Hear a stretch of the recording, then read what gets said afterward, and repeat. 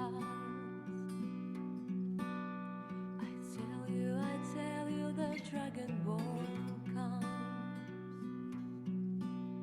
with the boss-wielding power of the ancient order. Believe, the dragonborn comes. It's an end to the evil of all Skyrim's foes. Beware, the dragonborn comes. For the darkness has passed and the legend yet grows. You'll know the dragonborn's come.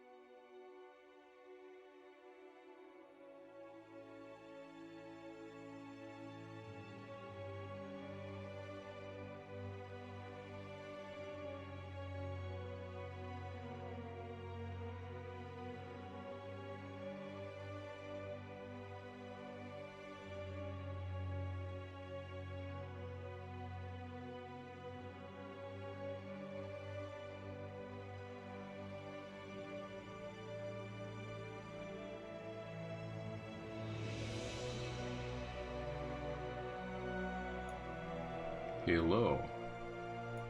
How's it going? I hope this is all working. I had some technical issues right before this. Just gonna check on the Twitch too. There were some pretty serious technical issues too, because I, for a moment there, I'll explain it in a bit, but I thought that my my file had been deleted because I was messing around with some stuff, because I'm hoping to show you guys the actual dungeon itself today. So let me see if I can do some things. I also changed the streaming software that I was working on too, because there were some issues. Lots of things have happened. It's basically been, I think, about a month since the last time I did a stream for this. So there's going to be a lot of cool stuff. I wanted to see if I can, I'm going to edit the camera a little bit. I literally just swapped onto Streamlabs like about 2 minutes before I went live because some issues, but I do want to show you guys in the background. I don't know if you guys have seen Dark Fox tutorials, but he's a fantastic creator within the Skyrim modding area, and he creates tutorials, a ton of tutorials, which I've used in the past, and one of the things that was always kind of a key part of his streams, maybe not a key part, but it was something in the background, was he always had these posters, and my girlfriend was recently watching X-Files a whole bunch, and she wanted to get one of these posters, and I told her, oh hey, like there's this person in the Skyrim community who also has these posters, so just kind of a fun, I don't know, Easter egg thingy, but it's a little bit too far away from me, so it's gonna be unfortunately out of, I think it'll have to be out of stream. But I am gonna do a few setup things, just because I literally just turned Streamlabs on. I didn't, or OBS on. I didn't get a chance to do many edits before. But I hope you're doing good wherever you are in the world. It's, what day is it today? It is November 13th, 2020. I'm doing fairly good. I'm in a good place. Been spending a lot of time inside, which is pretty nice. I don't mind it. It's nice to get to catch up and spend more time on things like Skyrim modding, different hobbies and stuff like that. I'm just gonna pause the audio for a second because I do need to check. Okay, it seems like it's doing just fine. So I'm gonna keep that up. And yeah, so it's been a while, and I've been trying to get myself back into the habit of doing streams again, because it's something that sometimes it's a little stressful, but I also think it's really nice to be able to put stuff out there.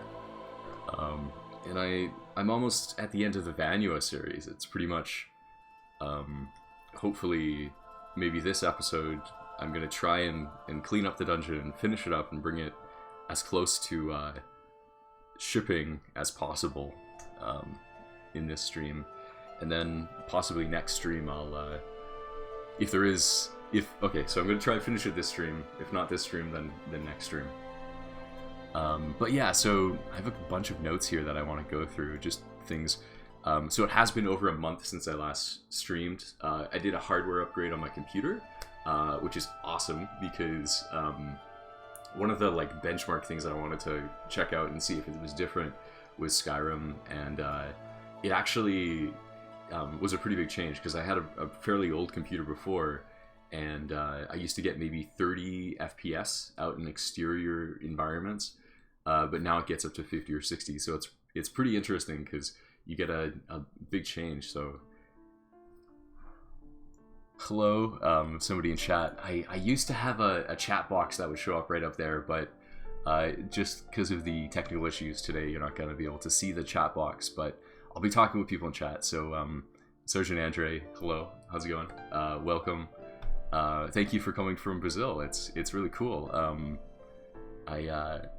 Yeah, I'm here in Canada, and I feel like in some ways Canada and Brazil are actually quite similar. We live, you know, we're way out away from kind of Europe and away from all those other like very populated areas, very developed areas. We're kind of out in the modern frontier, so it's cool places. So yeah, let's see here. So I did have, last time I did some mod reviews at the beginning, but I think I'm gonna skip that because it's been a couple months since I did the last one. There's been a lot of amazing mods coming out. I think there's something about quarantine actually that's causing some really fantastic mods to be created because people are spending more time inside. They're focusing on creating mods, and it's an outlet for sort of expression and kind of community feelings, and I think that's really cool. So yeah, so I'm not going to go through those, but I do have a bunch of mods. I might see if I can, I don't know, post them somewhere or anything, but basically just go through the Nexus, and what I would recommend is sort by updated, the last updated mods, and just go through what's been updated over the last few months, because there's some amazing mods that have been out there. But today we're going to focus on a dungeon for Beyond Skyrim Cyrodiil. And it's a dungeon that I've been doing a lot of episodes. This is the 10th episode that I'm doing, and each of them are about 3 hours long. So in total there's over 30 hours of this content that you can check out. And it's basically me going through and creating a dungeon live and showing people the process of doing it, so that you know, if you've ever been interested in maybe picking up another hobby, I would say, and you really enjoy Skyrim modding, look into creating your own mods, because there's tons of learning materials out there. If you have the time and the interest, you can absolutely do anything you want, and releasing a Skyrim mod is something that can be really satisfying, because you create something and you're like, this is so cool, I want to share it with people, and people enjoy it. People, you know, I've never seen a mod that people are like, that was dumb, don't do that. It's always very positive about like, thank you for creating this, thank you for adding this is another option for creating more freshness and uniqueness to Skyrim, because we just had the 9th anniversary of Skyrim, so it's just over 9 years old, and there's still tons of content. There's so many, it almost feels like an infinite number of mods, but it's not infinite. There's a certain amount, and what that means is that there's also mods that haven't been made yet, which maybe in 2 or 3 years we'll look and we'll go, that's an essential mod. There may be a mod that comes out this year that absolutely changes the game and makes it so much better, and you might be the one to make it. So if you're interested in doing that stuff, check it out. It could be a really interesting experience. It's a global experience. There's people all over the world playing and modding Skyrim and sharing their interest in it. So those are the kinds of things that I'll be doing today. I'm gonna edit some stuff here just with the sound levels. So yeah, welcome everybody. I see currently we have 3 viewers, so it's pretty good. Kind of a quieter start. Sometimes we'll have about 5 or 7 viewers about this time, but I decided I would put my stream announcement a little bit early and just be like, I'm gonna do it in, you know, an hour, as opposed to sometimes I'll be like, oh yeah, I'll do it in 6 hours. So yeah, welcome. I'm gonna start to load stuff up here, but I hope you're having a great day. I hope you're hanging out indoors, enjoying your time. Let's see here. This one will do it. So, I'm gonna load up Vanua. Oh, and the cool thing, I'll skip forward to the cooler part, But what we're going to be doing today is this is the first episode that we're actually going to jump into the game, because every other one I have been doing the creation kit and I've been showing that aspect. But today we're going to actually playtest it. Let me see. Do I prefer that light level?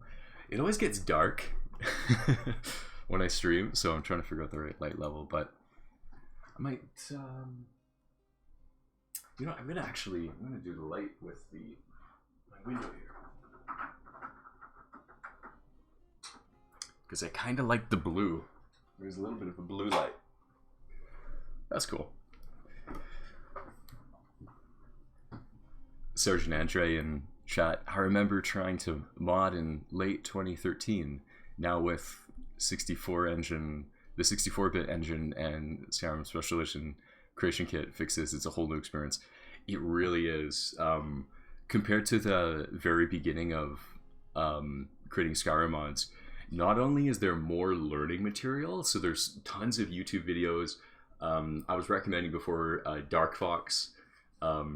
If you search up Dark Fox creation kit tutorials, absolutely like incredible. The accuracy that he does them in. They've seriously, it's helped me in my modding out so much. And he's a very clever guy, and he also gets to the point very quickly. So Dark Fox is a great resource to check into.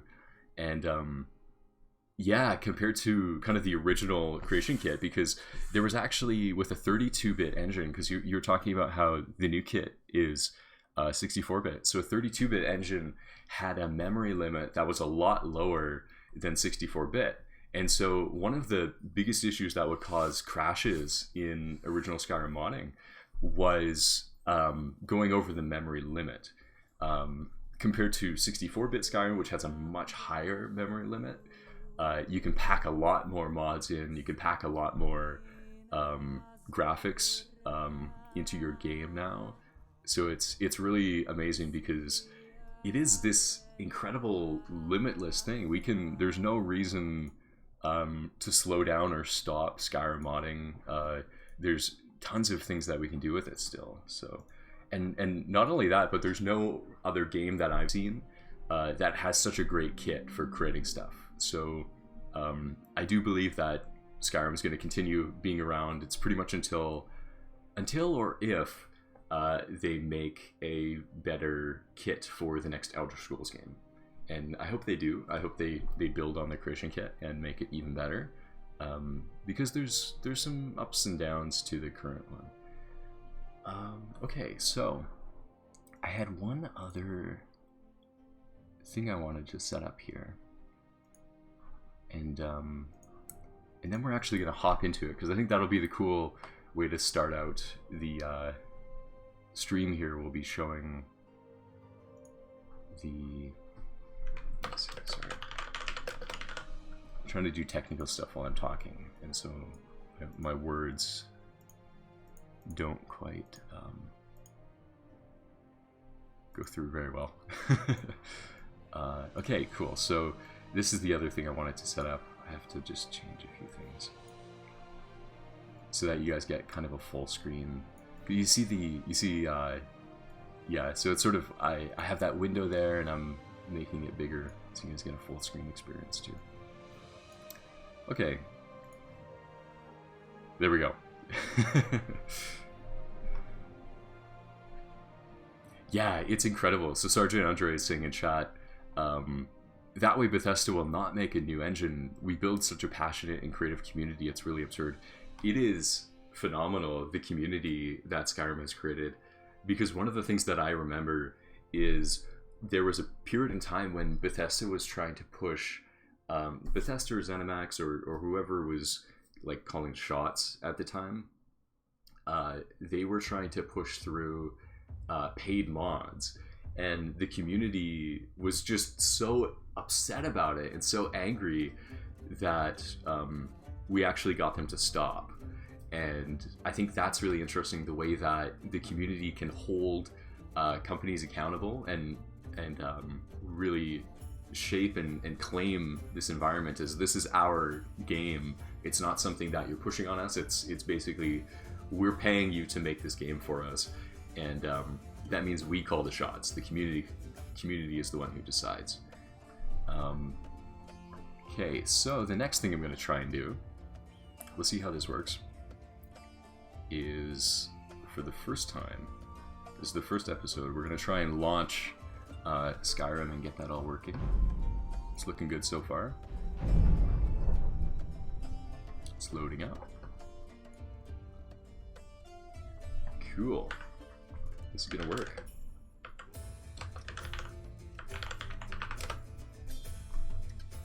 So yeah, anyways, I hope you can hear the excitement in my voice. I'm very excited to do this again.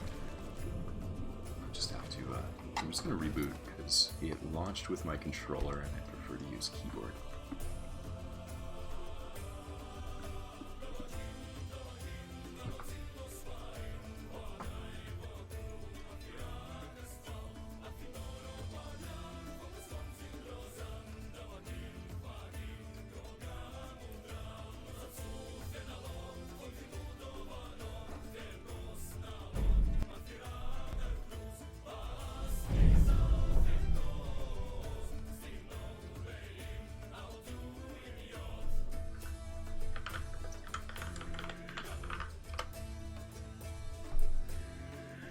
This, Sojan Andre is asking in chat, who made this cover? This is an awesome cover, by the way.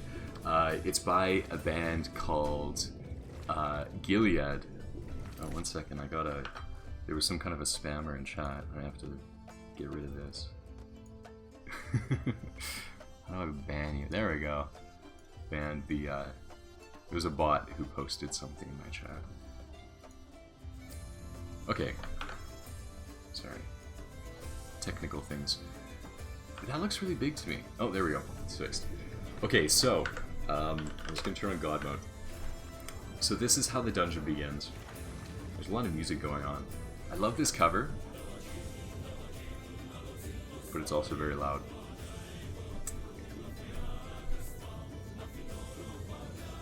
But if you want to check out this cover, it is called Gilead, Sons of Skyrim, and I'll write that down just so you guys all have it. Gilead, Sons of Skyrim. So check that out. Fantastic community music. It's just incredible. Awesome stuff. Okay. There's so many windows. It's a very technical thing, unfortunately.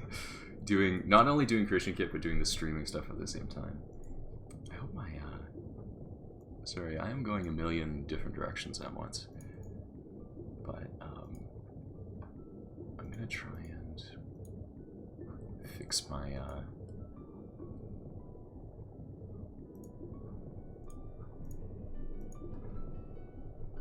webcam colors too, because it's a little bit bright.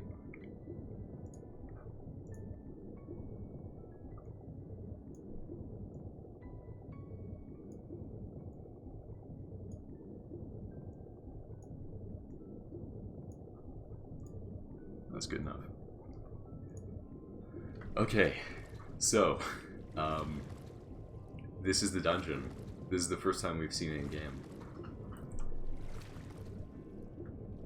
So here's the beginning, and actually, oh, I wonder if it's gonna crash. I'm gonna try and exit. I'm not sure if I have, oh, okay. I can't exit. I haven't mapped it up to the exit yet. So I'm just going to do a run through the dungeon. We'll see where we're at, and I'm probably going to comment on different things that I want to fix and things. But what I'm trying to do with this stream is kind of wrap it all up, finish up the things I need to finish before it can be finished. I can actually submit it to the Beyond Skyrim project, and they can merge it into the active branch. So we start... Oh, sorry, there's just too much music going on. Sorry, I'm sure the beginning is very crazy. There we go.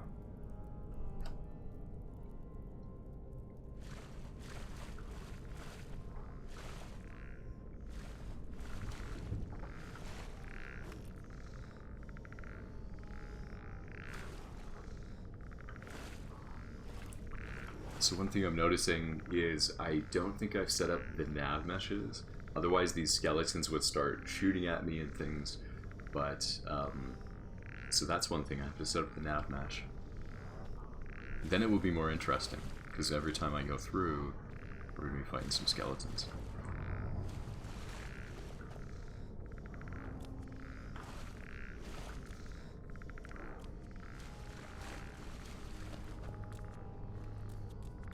There's some kind of visual weirdness going on with some of these things.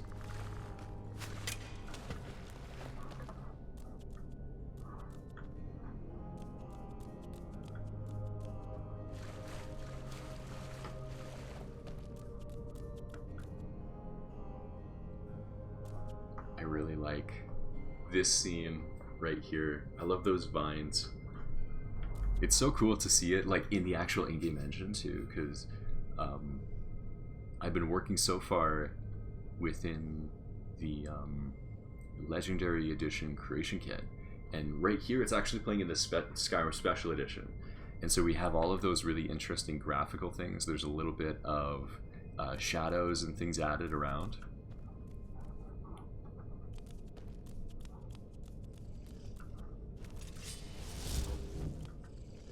This good old boss. Right. I don't have any weapons.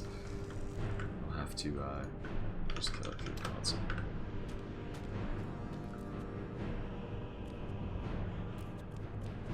So this is pretty cool, because I remember when I built this, I had the original Oblivion version open, and that's a really cool thing about this dungeon in particular, and something about the Beyond Skyrim project is we're creating it to be as close as possible in a lot of ways to the original Oblivion, and although the difference between Beyond Skyrim and Skyblivion, there's two projects that are both dealing with kind of Oblivion and Skyrim.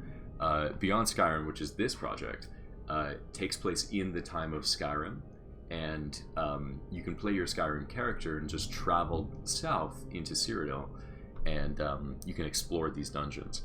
And there's quests, there's voice actors and everything, but my area specifically is within level design, and so I create these dungeons and things. And the interesting thing from the level design perspective is I'm looking at the original dungeons in Oblivion and going, how do I adapt that so that it is in the time of Skyrim, which is about 200 years after Oblivion. And so I tend to make these things very collapsed and stuff compared to what they were originally. So this guy, Ravamdar, this guy has some weapons and stuff.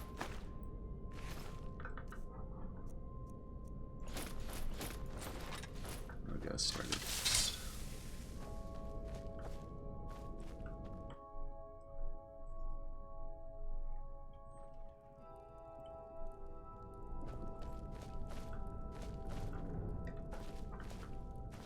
There's another little graphical glitch.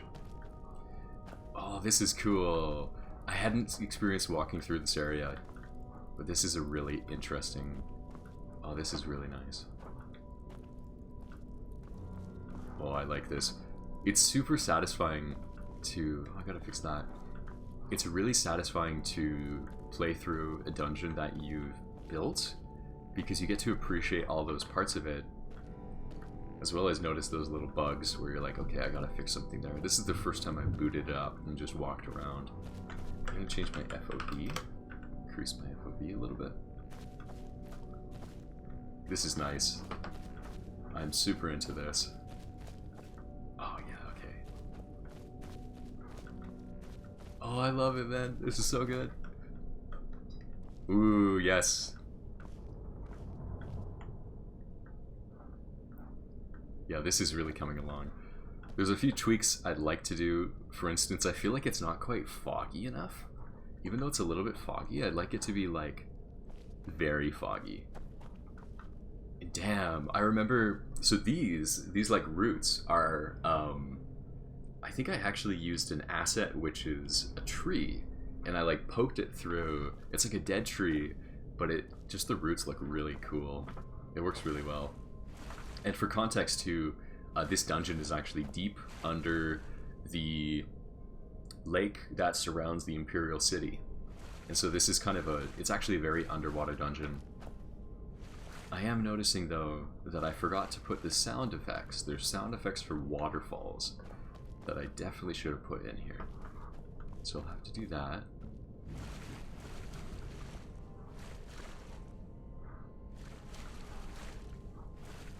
This is good.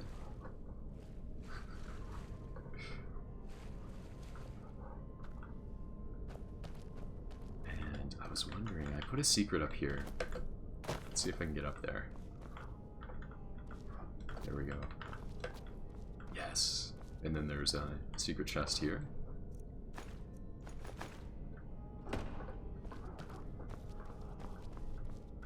Oh, this is cool. This is good.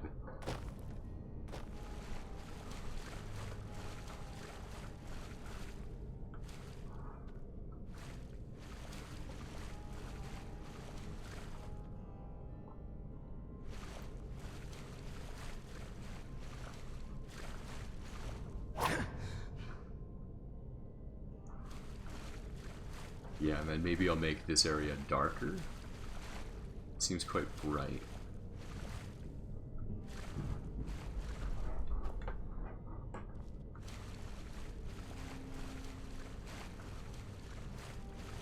Maybe I'll make it 20% darker.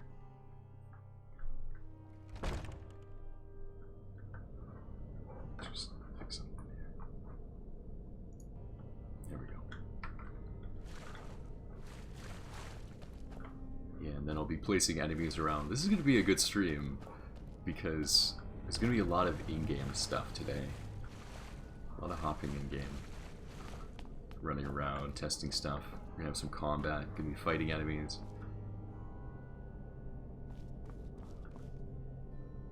Surgeon Andre in chat. The thing that most non-modders don't get is the excitement that you get when you see all of the hard work become something.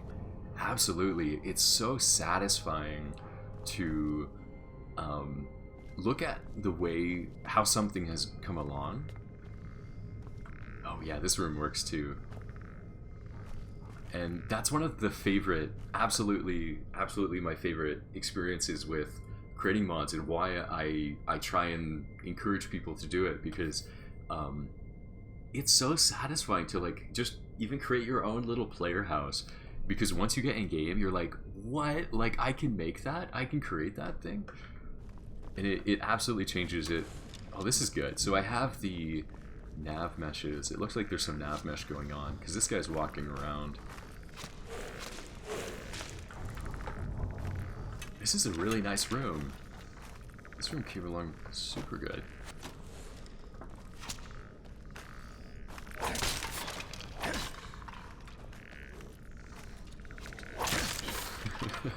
There's no player animations in this one. This is my testing modding profile. So there's going to be some weird stuff on it. For instance, my guy's kind of T-posing around everywhere, which is a pretty good look, to be honest. I like how I like this right now, just running around, floating.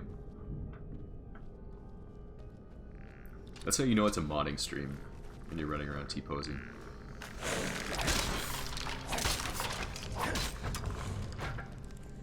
This is good. Oh my god, these chambers are super nice.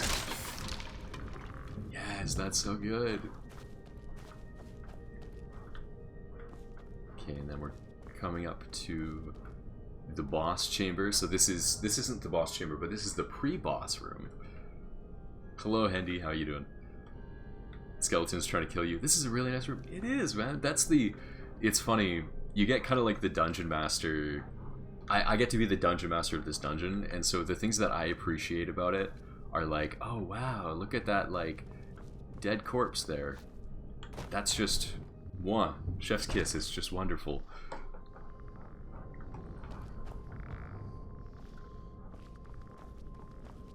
when you get the lich vibes just right. So there's going to be a lich in here. Oh yeah, this works. The rubble is super good. Oh my god, I'm so stoked about this. There he is. He just spawned in. Where are we on? What's up? How you doing today?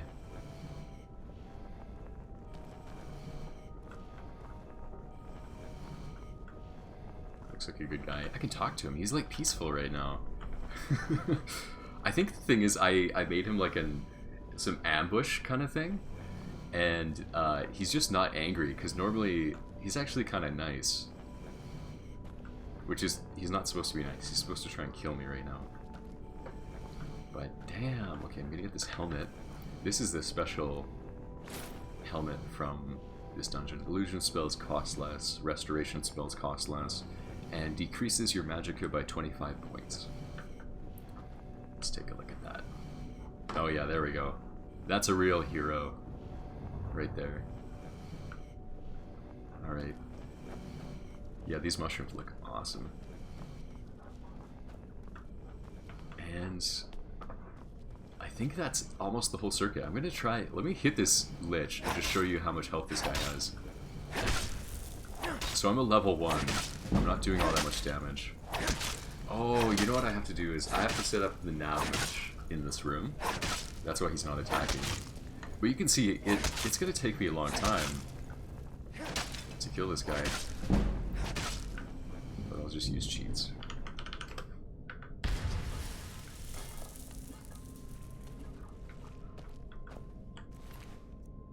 And there we go. That's the boss. You hop back over, and in true Oblivion style, you have to walk out the way you came. There's no loop. You have to leave the dungeon and remember the path out. And God, I am so excited about it, because what I've shown you right there represents about 30 hours or more, probably 40 of work. And we went through it very quickly. Part of that's because I have God mode on, and I kill skeletons in one hit because I'm level 1 and they are scaled to my level, and I have a very powerful greatsword, which I should maybe reduce the power of.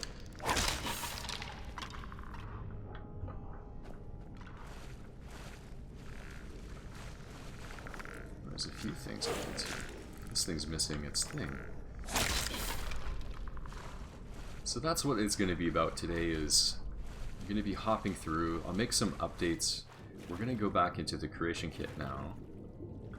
Oh my god, I am so... Oh man. You guys can hear how exciting and satisfying it is to like go through the dungeon. Oh my god, okay. So, there were a few things. What do I want to start with? I should actually get like a little notepad. I have some post-it notes. I'll be right back.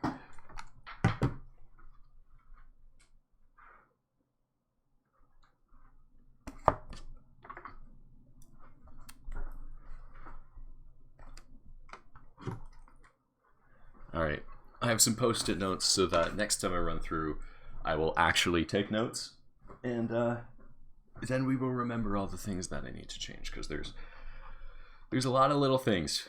But the first thing that I want to change is I'm going to swap between... Here we go. I'm going to show you guys nav meshing. So nav meshing is short for navigation mesh. And what it means is, in order for a character, an AI character, to walk around in the dungeons, they have to be able to walk on a mesh. And it's probably easier for me to show you what I mean than explain it. So for instance, what I mean by a mesh is this thing, for instance. And so you can see there's this triangle, and nav meshing is the process of expanding this this shape I'm building over the entire level. And what this shape does is it defines it as walkable space. So what I'm saying when I move and add these things is I'm saying it is okay for an NPC to walk here, but I'm just going to move this out a little bit more. The NPC cannot step in anything that is not in the nav mesh. So for instance, this coffin area, right in the middle where I haven't put this red area, the NPCs can't walk there, but they can walk anywhere that it's red. And using some hotkeys and stuff, what you do for this process is you pretty much expand it over the whole level. And I could do that if I wanted to spend a lot of time and not get very far. I could keep doing what I'm doing. But what I'm going to show you instead is how you do it really quick. And so what I do here is I'm going to select one of these triangles using this area one, which is this first one here, and I go generation recast based generation. And what this is going to do is it's going to use a kind of an automated system to try and figure out all of the walkable areas, and it's fairly good at it. So I'll click on OK, and it's going to kind of process for a bit, and there you go. So it's done a lot of the work for me, but it hasn't done it super tidy. And so what I do next is I go and clean it up. So I'm going to go into it and go, okay, well, it didn't catch certain areas. It didn't catch, for instance, this area here that is kind of below the water. But I still want to have some nav mesh there. I'm not sure exactly how that's going to work. This may be a dungeon where your follower doesn't really like to come with you, and that it might just be how it is. There were a few dungeons in Oblivion that were kind of like that, where your follower doesn't follow you super well. In Skyrim, they pretty much fixed it so that they only created dungeons that were very walkable. But this is beyond Skyrim. We do things a little crazy, and we try and get as far as we can. So we're just gonna throw it at the system, and we're gonna see if it works. So hopefully hopefully you'll be able to have your followers with you. Pack mules, yep. That's what I mean. By followers, I mean pack mules. The ones that you bring with you to carry your loot. There's this amazing mod that I just think is wonderful that was created quite a while ago. And it's a mod that allows one of the goblins, I think they're not quite called goblins. They're called something else. But they come in from one of the DLCs, and it's like a pack goblin. And he just kind of carries your stuff around for you. He's a really good one.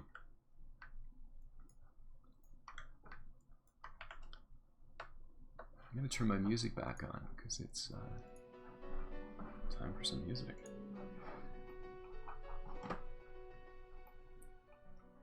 So that's what I'm going to be doing for a little bit.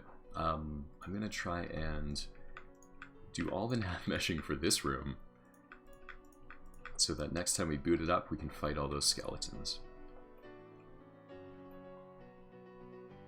Oh yeah, okay, and then it's also created nav meshes where I don't want them.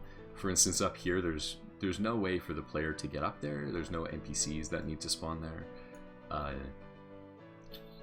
Unless I want them to, because I could do something interesting where you have some skeletons kind of like shooting bows down at you, but I think I'll skip that. There's an option. I don't think I'll take that option though. That's it. Yeah, Sergeant Andre in chat. It's the Reekling Pack Mule mod, and it's wonderful. There's so many amazing follower mods.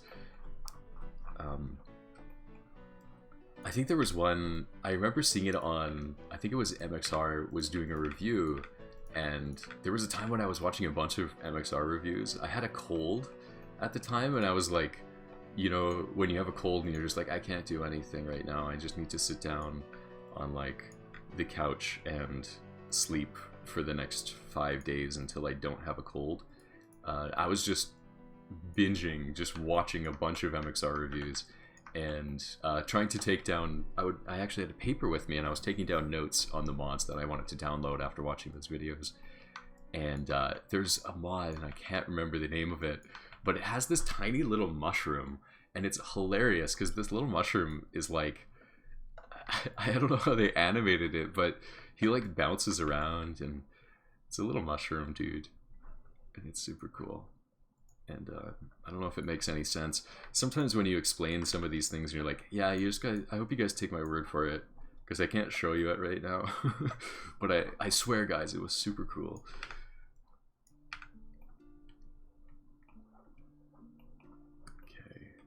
A lot of weird stuff going on with the nav mesh right around here. Whenever I do like custom stuff, the nav mesh hates it. It hates it when I put like a bunch of things here.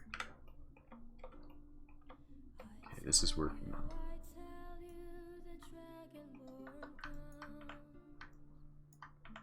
So there was a moment right before I started the stream where I thought I was totally screwed, because I was trying to get the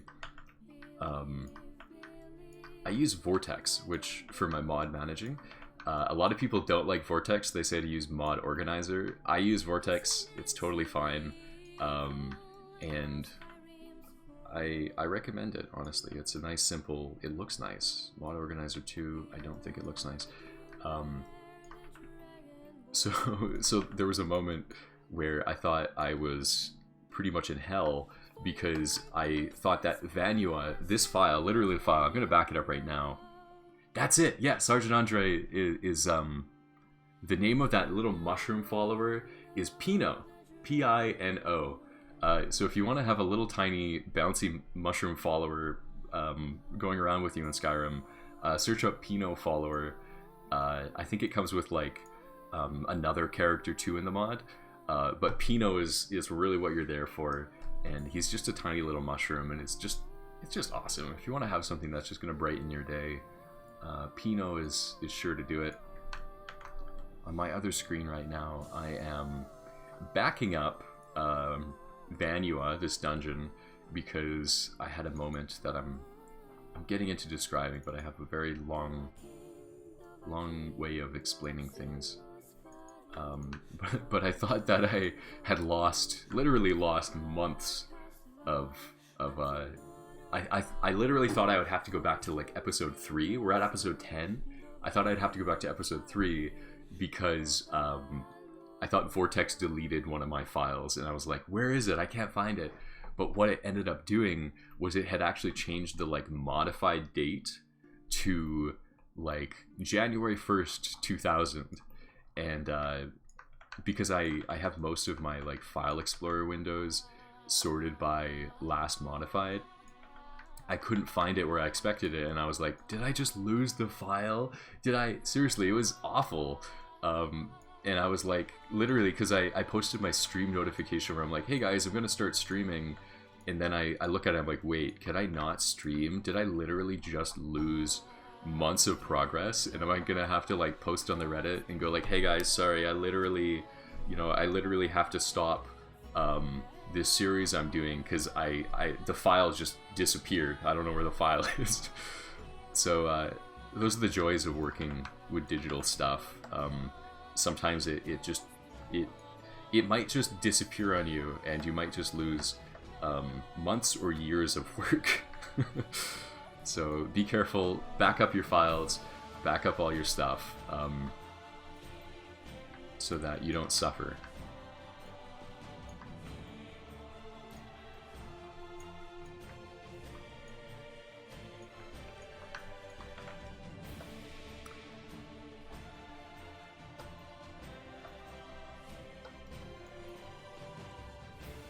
Just gonna do this little tunnel. There we go.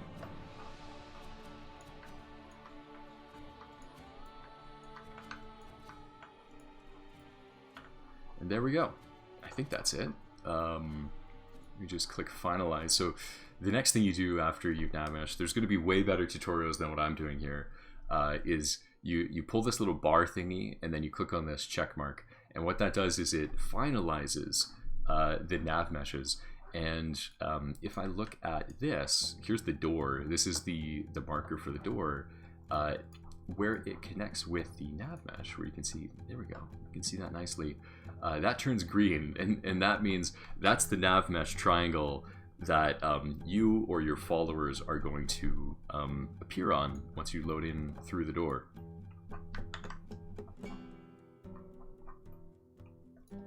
Okay, and then there's one other area. Did I not?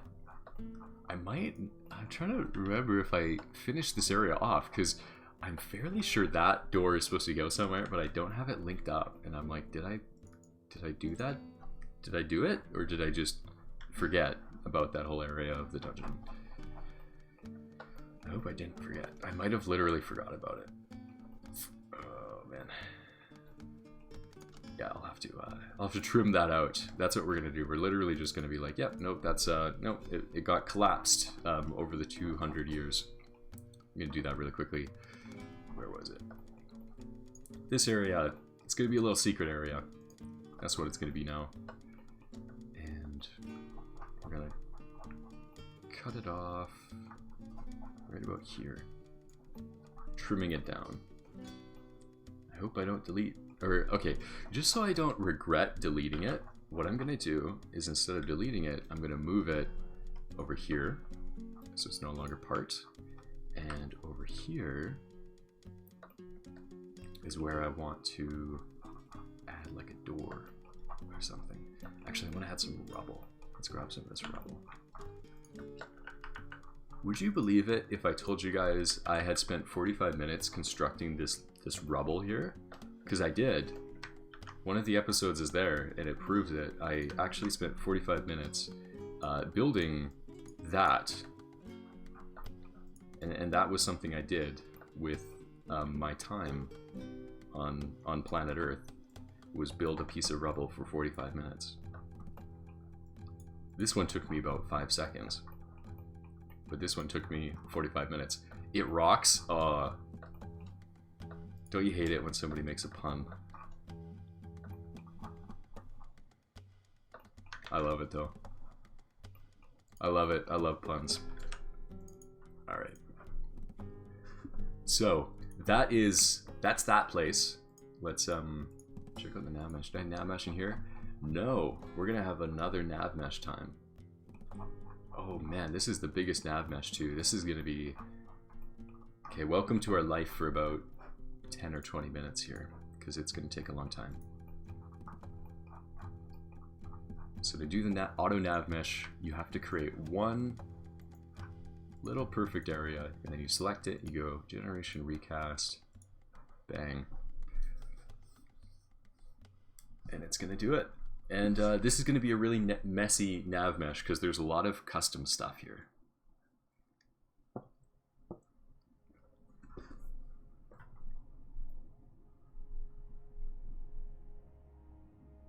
All right.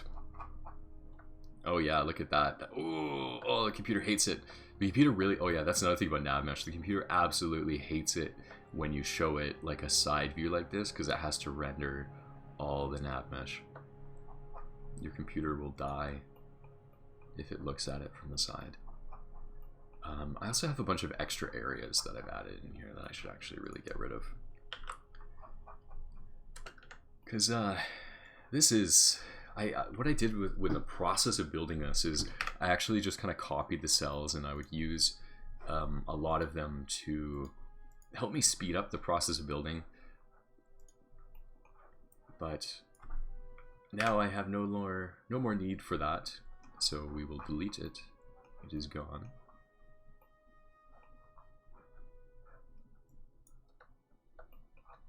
Okay. And now the real work begins on the nav mesh.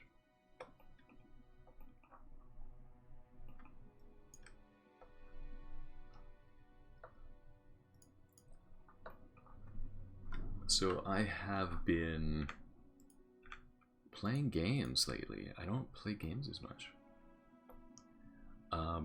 Andy asking, does having unnecessary nav mesh impact performance after the mod is compiled? I don't think so. I haven't seen that, because I think the nav mesh is very efficient, but what can happen is if you use a spell, like there's like summon Atronak or like summoning spells, and if you point in an area where there's a nav mesh, the monster will spawn there. So if I had a nav mesh that was not in a good spot, I'm gonna try and find one, because I said that this was gonna be really messy, but it's actually kind of clean. I can't find any really bad nav meshes. Okay, over here, this is a perfect example. So if you were over here in the game, let's say you're in the corner, you're fighting an enemy, and you want to spawn you want to summon a creature, but you point towards the wall. What will happen is, because I have some nav meshes that are outside of the wall right now, which I will clean up and delete, what would happen currently is your summon would actually spawn behind the wall, and you would get killed by whatever monster you're fighting and get frustrated because you're like, where did it spawn? It actually spawned outside the wall. And so that's the main reason why I clean up these nav meshes, is because you can have kind of AI problems if you don't delete them. That's the only real reason I know of, though.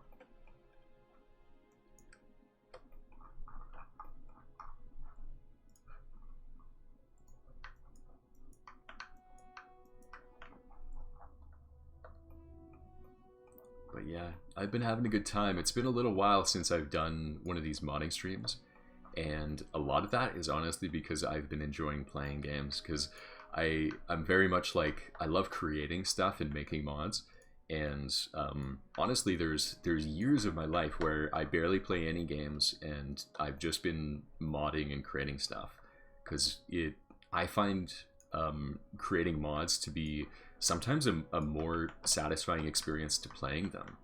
You know, like sometimes playing games is like, yeah, it's just kind of blah, whereas when you're creating them, you have this really incredible experience of just like, wow, I made that, wow, that's so cool. And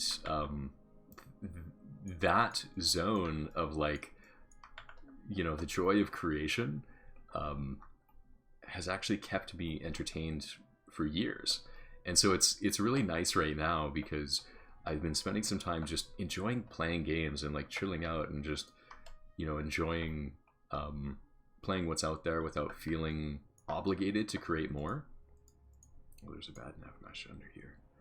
I gotta get rid of this. This is a tricky one. There's a tricky nav mesh underneath. Delete these. So I've been playing games, and it's been awesome. I play some funny games though. I have an interesting mind, because the kinds of games that I play, I'll play Sims. I love Sims. Sims is like one of my favorite games, and a huge reason why I even got into modding, because when I was younger, I actually, the first game I ever modded, Sims 1, first Sims, and I would download, you could download like objects and items and stuff. That was where it all began. But I've been playing that. I've been playing some other games. I've been playing a game called Eco, which is pretty cool. It's kind of like Minecraft with some interesting, really cool other features in there too. So if you're interested in Minecraft, absolutely check out Eco. Eco is a great game. I think it's gonna become very popular in the next few years. It's in early access right now. Oh, I know what's going on. I was looking at these nav meshes and they look like they're floating. But I remember there was kind of a rendering bug that would happen around here sometimes. And I have to refresh, press F5. I think it's F5. Yeah, there we go. It's going to refresh the view. Sergeant Andre, you still have the original CD of The Sims 1? Nice. Keep it forever. I wish I held on to more of those things, but as throughout my life, I actually moved very often. I've moved maybe 12 times so far in my life. It's a lot of times, and I've lived in the middle of Canada. I was born in the middle of Canada, and then I moved out to the west coast. And sadly, along the way, you end up kind of, whenever you move, you're like, do I really want to keep this? And I really wish I kept more things, honestly. There's so many things where I'm like, man, I wish I still had that. Alas, I do not. That's why I'm very much into these digital libraries, like Steam. Like having a digital library of games and stuff is actually a huge thing for me, because it means that I'll never lose those things. I'm gonna start feeling like an old man in like 10 or 20 years when I'm like, man, I remember when games had boxes. I remember when there was like really cool box art with games. Especially PC games. PC games had awesome covers.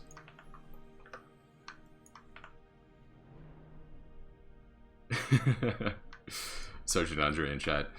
I'm a historian / teacher, and I'm kind of a hoarder with this kind of stuff. That's really cool. So do you, that's really cool. So you're a historian. Do you teach history? And if so, like, what kind of history do you teach?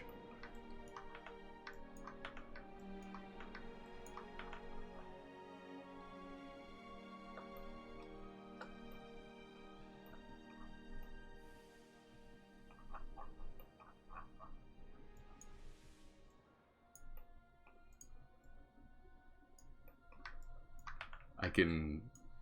Mostly ancient? Oh, that's awesome. The ancient history is always the interesting stuff, because it's far enough behind that, like, it's not controversial, right? Ancient history is like, yeah, you know, like these guys were absolute assholes, and nobody's gonna say that they're not, because they're dead. They're long dead, and nobody really nobody claims to be like, yes, I'm related to this ancient person. It's like, well, you know, we're probably all just as related to them as anybody else. It was a very long time ago. That's cool. I like ancient history. Oh, you have a master's. Your master's degree is 3rd century Roman religion. Wow. That's super cool.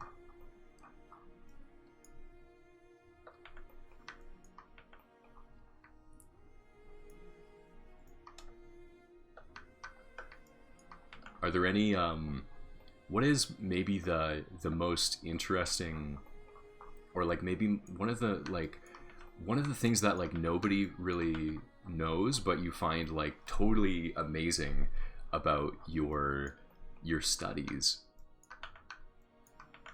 of ancient history? Are there any like facts out there that you're like, this is amazing and nobody knows about it?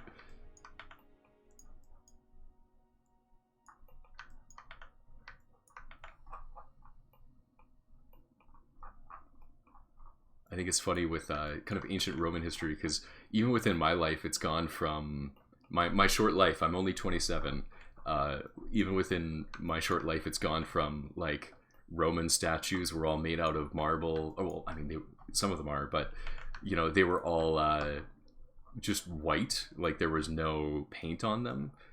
To like, oh yeah, like I guess they were all painted and they all had these really interesting colors, but our conception of like all that ancient stuff is like, yeah, they didn't paint it. It's like, of course they painted it. They painted it. They were totally like, all these statues were all kinds of crazy colors, but it absolutely changes and shakes this idea that we knew much of anything about the ancient past, when it's like, yeah, we can find these things and they're absolutely groundbreaking. It's like, well, how come people are claiming to know anything about ancient history if it can really be shaken so strongly by new findings?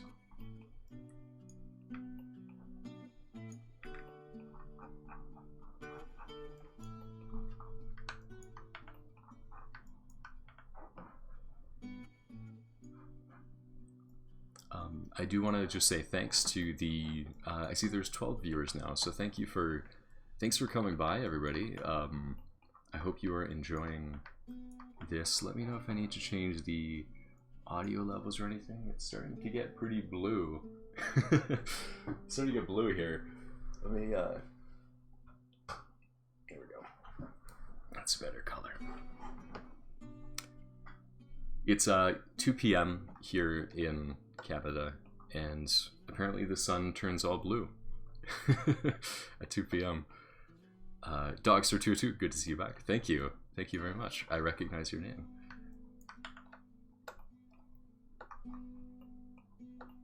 But yeah, it's been pretty good.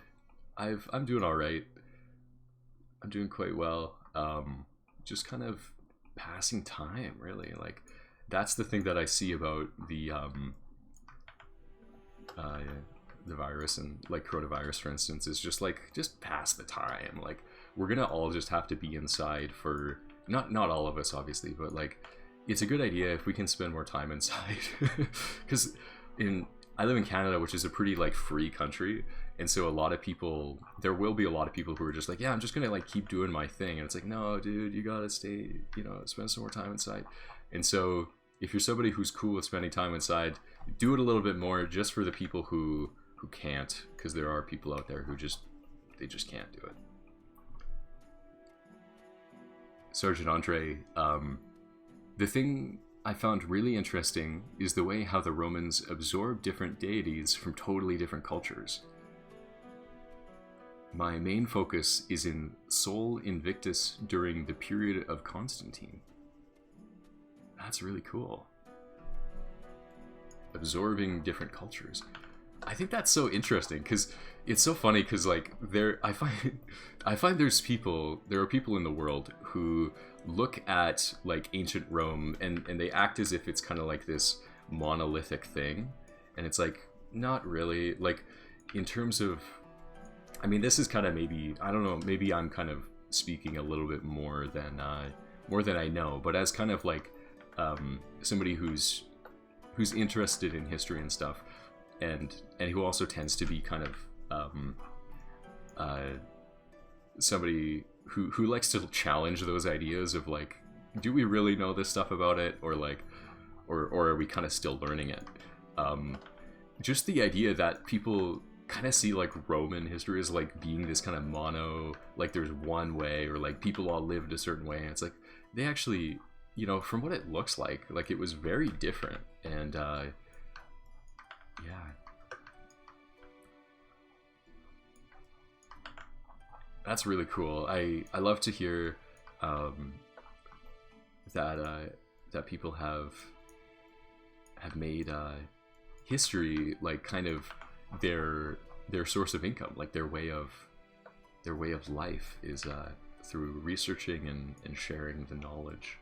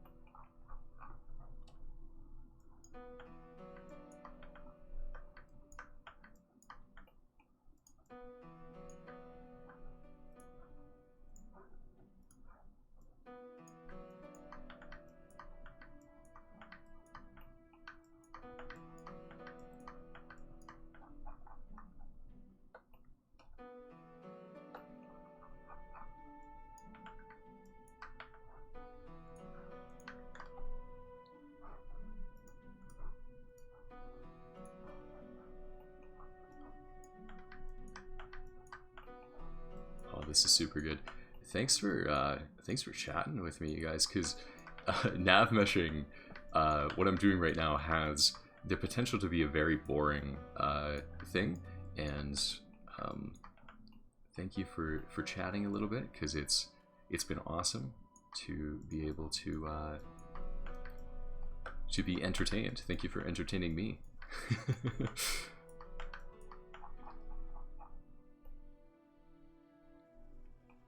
Okay, so that's a pretty good room. That's well nav meshed, well enough for me. I think well enough for the whole project. And just gonna clean this one up a bit. Just need to make sure there's nav mesh that goes out everywhere, and then click on the check mark. And there we go. So we have nav mesh there. Oh, I gotta do. Oh no, this is the room that. Oh no, this is ugly. Oh, this is ugly. There's nav meshes on top of nav meshes, and I gotta delete them. And all right, here we go. Is that? No, I gotta get there to this one. This was a heavily customized room. The the nav mesh stuff, the auto stuff, it likes it when you build rooms in a certain way. I did not build this room in the way that it likes.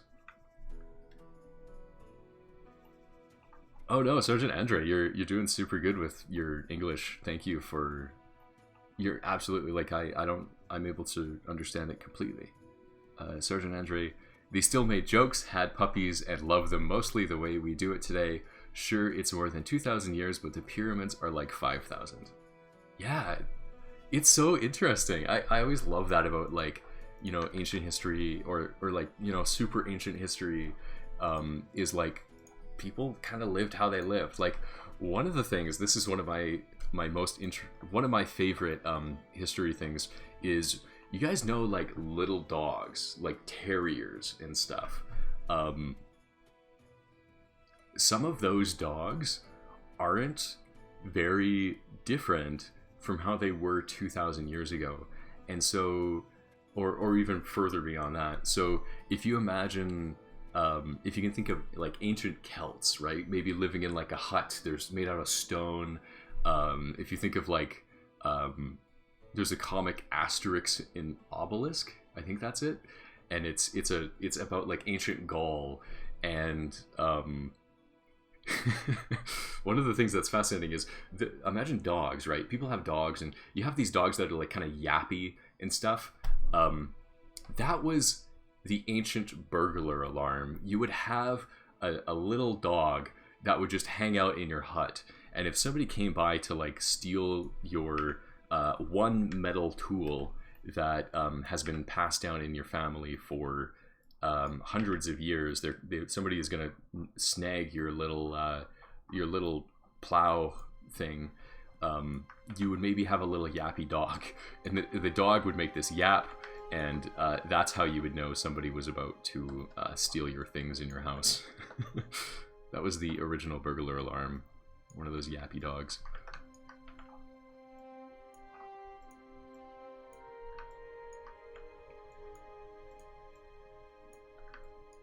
And it's really funny because I think some people look at those kinds of dogs and they're like, they're just this weird like mutation of a dog. It's like, no, the dog has been like that for many, many, many years. It's been domesticated for thousands of years. Some of these little dogs. Dogster202 in chat. Do you know what your next Beyond Skyrim project will be after you finish Vanua? I'm not sure. I've been thinking of a bunch of different things that I could do. I've certainly been thinking about it, and I'm somewhere between just picking another project. Like, I might just grab another dungeon and be like, yeah, this is the next one I'm going to do on stream. I like the idea of doing streams that are related to Beyond Skyrim, because I think people are very interested in Beyond Skyrim, and the streams are a way of getting it done. I spend more time on Beyond Skyrim when I do these streams, and I think that's something awesome. I know that there have been people who have watched these streams in the past and have actually gone on to join the Beyond Skyrim project, so I know that these streams are a way of getting the project finished, and I think that that's something that I would like to continue doing, because I want to play Beyond Skyrim, and I don't want to be the I don't want to have to do too many dungeons for it. There's a lot of other people doing dungeons, and I honestly kind of am a little bit isolated from the group, and that's been my own choice, because when I do modding and do dungeon design, I'm either gonna just do it on my own and just chill and and just relax and create a dungeon, which it can be actually super cool. Just building this stuff and enjoying it, because it's kind of like painting. You're making a dungeon. And so I don't necessarily chat all the time on like the Discord for the Beyond Skyrim project, for instance. And so that's why I tend to just grab a dungeon that's like from this far off random area, so that I don't have to be like, all right, well, there's gonna be a quest on it, and I've got to collaborate and stuff. My contributions, I prefer to just kind of do my own thing, because that's where my zen is. That's where I'm the most chill. But my next project, I would like to line up another project after this, so that whenever I want to do these streams, I link them to my Patreon too. So the number of streams I do a month is, I try and set it depending on how much Patreon support I have, and that's kind of a way to help support me, so that it's not just kind of my own self-sacrifice to spend my own time on this stuff, but it's something that everybody else can help support me, so it's not just me giving up stuff so that everybody can have some fun. It's everybody giving up some stuff so that we all can enjoy the stuff. And so I tend to kind of I base it around my Patreon a little bit too, and yeah, I think so. Most likely what I'll do is I'll probably just pick another dungeon, and I'll just try and do it faster, because this one I am honestly thinking, I mean, what time is it now? It's 2:13. I've been working for an hour. I might be able to finish this dungeon this episode, and so if I want to stream again in a couple weeks or a month, I'll have to pick another project if I finish this one. So we might get to see that. I do wonder, so if there's a few people in chat, I was gonna ask you guys, like, what kind of dungeons would you guys be interested in seeing?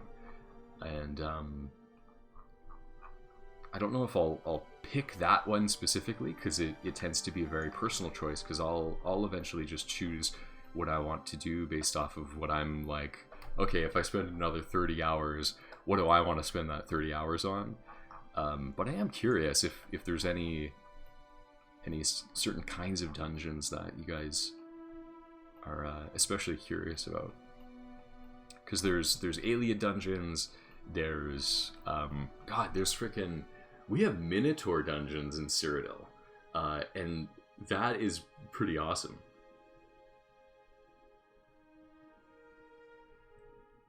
Sergeant Andre in chat, correct me if I'm wrong, most of Skyrim Quest was developed kind of in a vacuum. When I played Bruma, I saw more of an interconnected feel.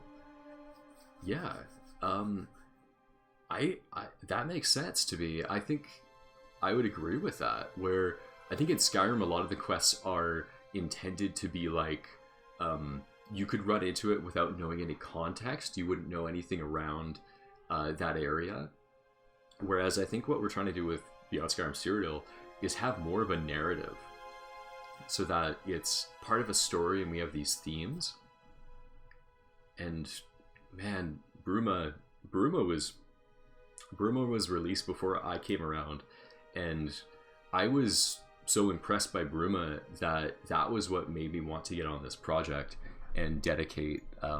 Now I've quite literally I've dedicated probably over 1,000 hours to this project, and Bruma was one of the things that really inspired me to be like, all right, like these guys they're doing it really well. I want to get on board.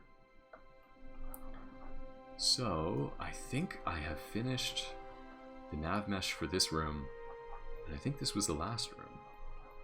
It looks pretty good. So the nav mesh is good, I think. We'll test it and we'll see if there's any problems. And I want to add some more enemies. I'm going to add enemies all around, and then we're going to hop into the game.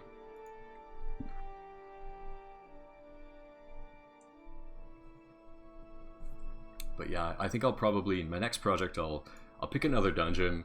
I would love to do one of the like kind of unique ones, because I think there's a lot of potential for interesting stuff.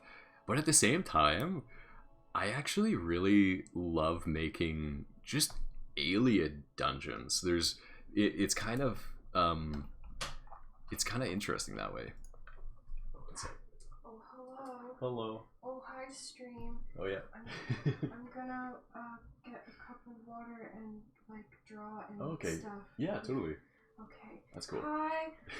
Don't mind me. This is just my my girlfriend Jenna. Hello.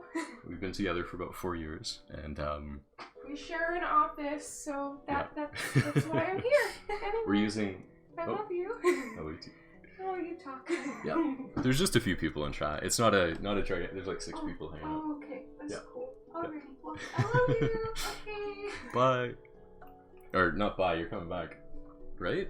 I think that's what she said. Okay. Anyhow, but yeah, it's nice living with somebody because it keeps me sane. she keeps me sane.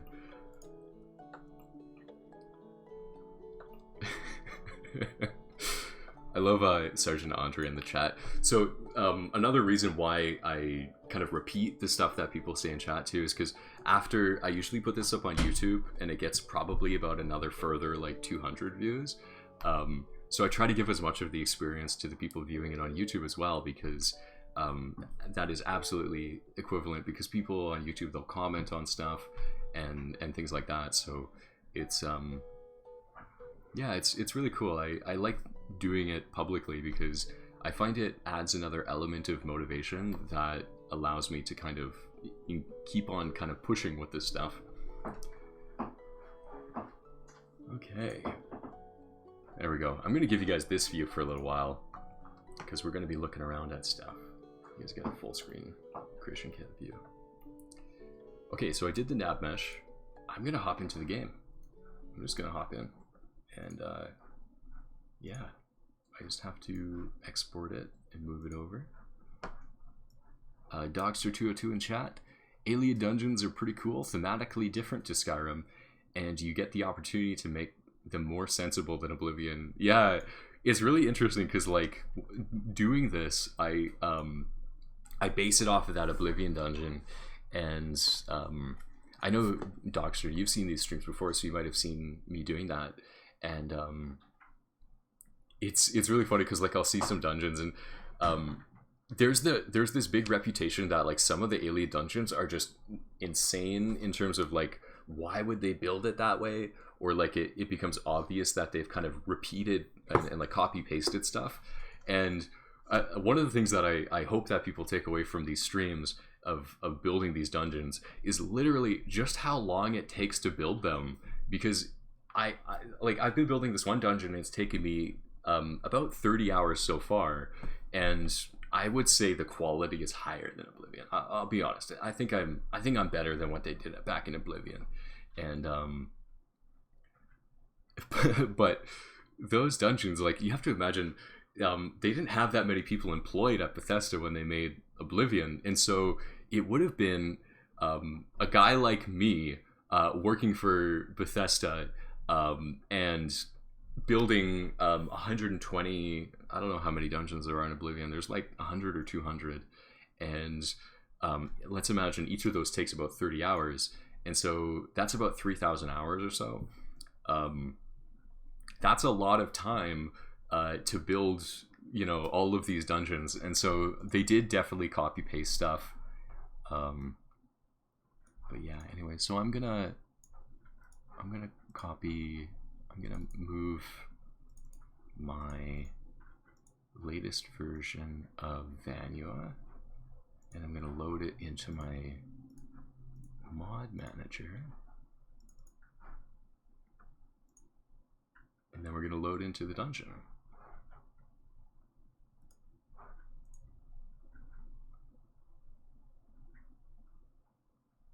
I think that did it. There we go.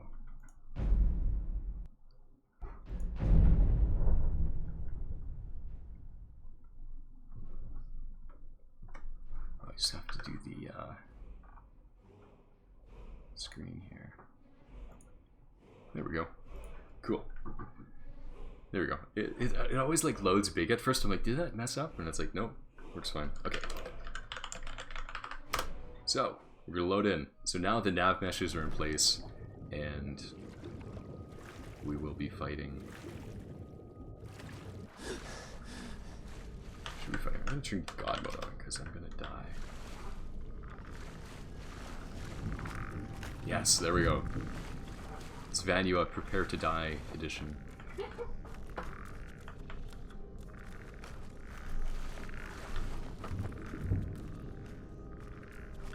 Oh yeah, they hate me, alright. They're gonna shoot me. Cool. One thing, okay, so I got my notes here. I'm gonna add a weapon to start, and I'm also gonna add armor. Yeah, did you see me dodge that arrow there? That was pretty sweet. Okay.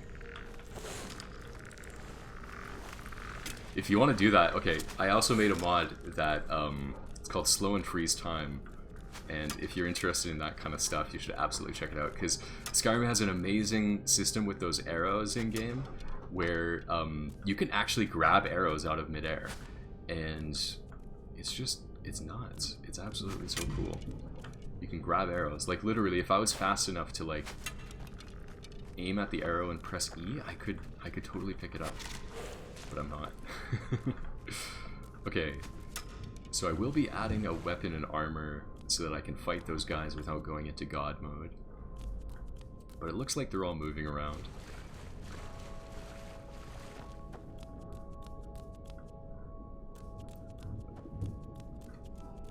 It's coming along. I want to put some more dust. We're gonna... I have a lot of sticky notes, so I'm just gonna keep making them. Add floor dust before cell 1 boss. Because here's the cell 1 boss. It's kind of in his he's in his underwear, it looks like. But I think he's supposed to come like that. This guy has armor. I was worried he was going to be naked when I took off that armor. Okay.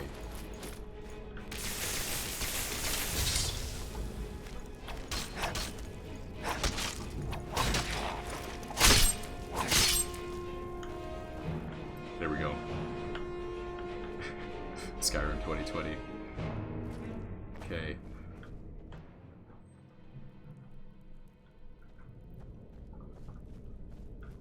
Okay, I'm gonna turn God mode off now. Oh, I wanted to add enemies in. I absolutely want to add enemies in this little chamber. Okay, so then here is another spot. Right here. There's a seam. So, cell 2, entrance to cave, seam at pillar. This is the second sticky note. And, oh, I also want to add some rocks down here. So that's, cell 2 cave, add rocks.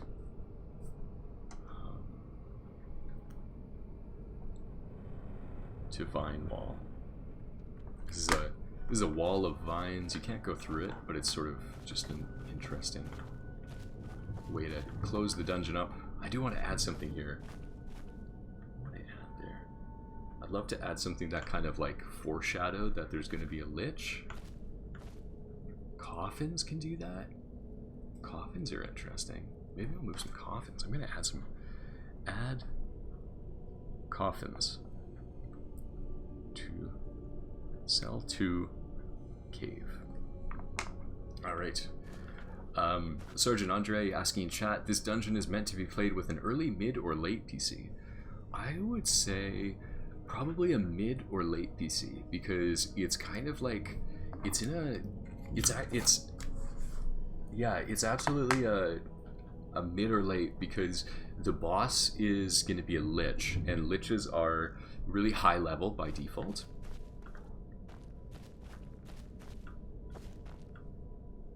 Ooh, I love this. I love this.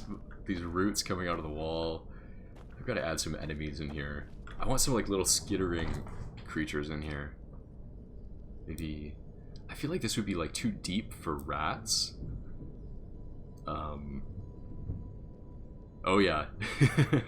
You're playing. Sergeant Audrey is playing Requiem, which is a mod that I believe it removes the leveling from monsters, and so like they have very specific levels, and I think that's a really awesome way to play the game. Really nice, like classic RPG way to play. Yeah, this is cool. Okay, so I want to add skittering creatures, so like, I don't know, spiders, to sell to below helm. I know what that, I'll know what that means. Okay.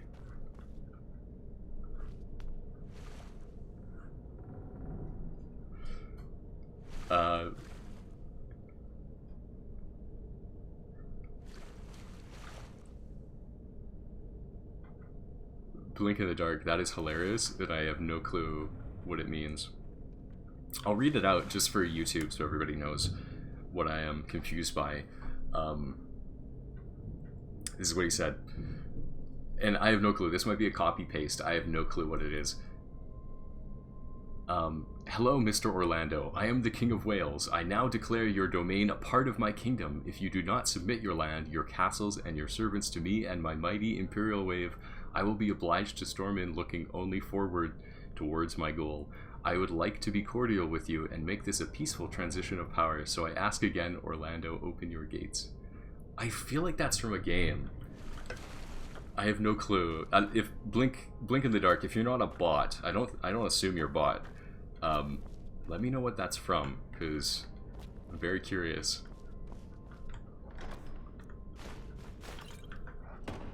Because that's a pretty good, that's a good copy paste.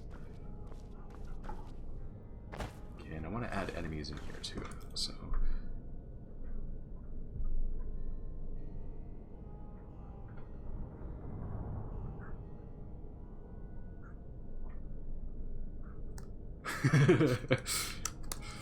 Blink in the Dark says, I actually just typed that all out just now, haha, I thought it'd be funny. It is really funny.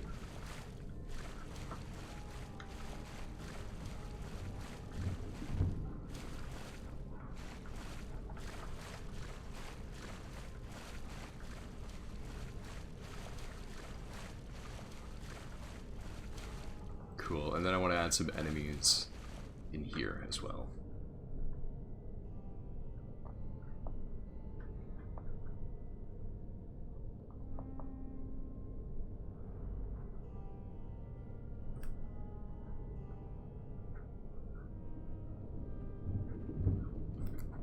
Alright, I have 5 sticky notes on my desk. Some of these are really quick though.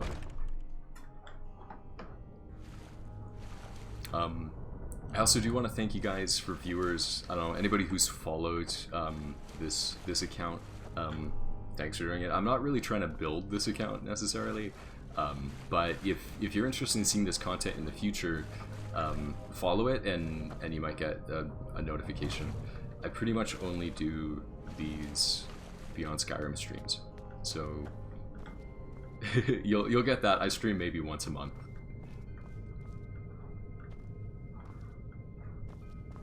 This is cool. This is a good area for like skeletons to be walking up and down. I like that a lot. This is cell 3 and patrolling skeletons to the halls.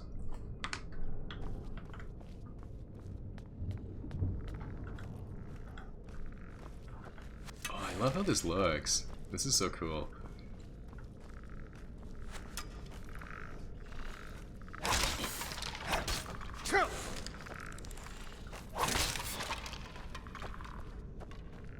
Go through here. There's some more skeletons.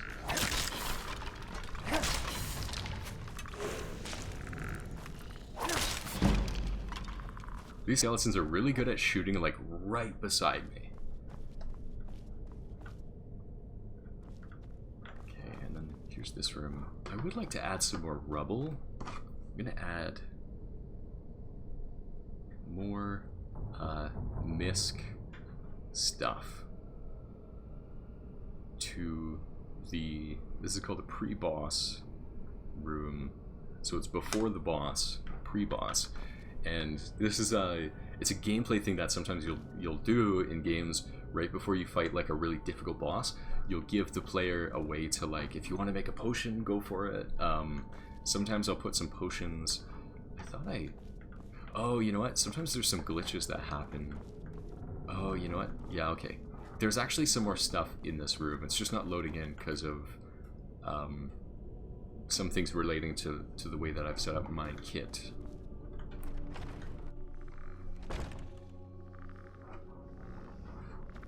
You hear a skeleton? It's like really close.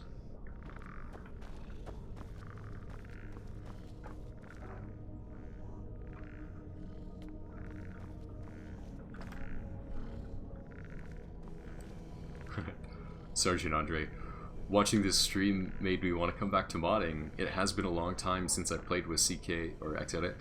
I think it's called playing with it, honestly. I think it is called playing with the creation kit. Yeah, I would absolutely encourage it. It can be sometimes, the only thing that's frustrating is when you want to create something but you don't know how. And so the thing that I recommend for people is there's the Creation Kit Wiki, which has an awesome series of tutorials for things, and that would be a really good baseline way to learn how to mod. And then on top of that, there's just YouTube tutorials. Yeah, it's super cool. And another thing, big advice if you're gonna make a mod or try to make a mod, make it small, make it really small, make it tiny.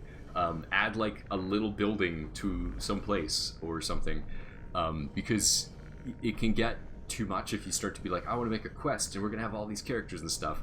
I've been modding for 4 years and I still have not released an actual like quest mod, and that's because they're very difficult to do. And so I would recommend start small. Creating levels is not too bad. Creating a dungeon is pretty. It takes a lot of time. So just kind of know that it's going to take, you know, potentially 50 hours to build a whole dungeon and release it. Why are you not angry? You're supposed to be angry. You look angry, but you're not acting angry.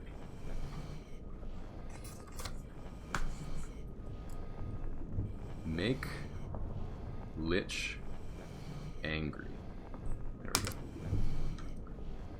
Yeah, because you're not angry. And also, change Lich's name? Question mark? I'm not sure if that's a Lich that already exists. You're supposed to be angry. Come on. He's flying off. He's scared. He doesn't want to fight. What are you doing?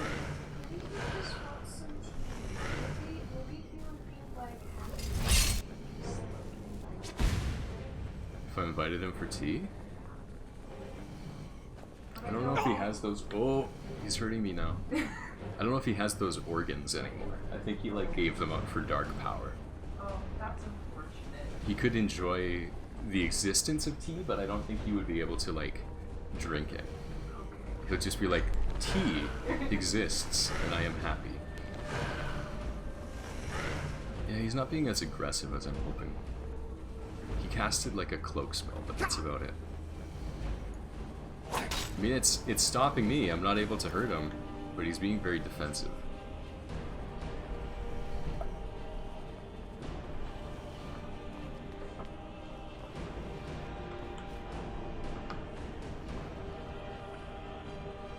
Alright, well.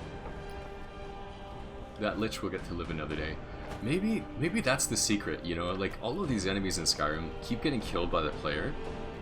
Maybe if they just chilled out, they would survive longer. Because then the player wouldn't kill them.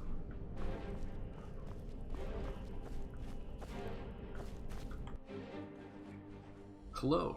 Welcome, Sacrilegious. Thank you for saying hello. I hope you enjoy. Today we are going through and playtesting the dungeon that I've been building. I've probably put over 30 hours into it so far, and it's pretty good. Definitely, you get to see some of the funny things because this is development stream, so you get to see what Skyrim looks like when you're building it and working on a mod, which is very nice. So there we go. Oh, let me just turn the camera around there. There we go. Default Nord hanging out, T-posing. Okay, cool. So I have a bunch of notes. I don't want to take a million notes because that will take me too long to get through the process of fixing. Cool. And we are good. All right. Let me look through my notes. Add weapon and armor to start. That one's an easy one.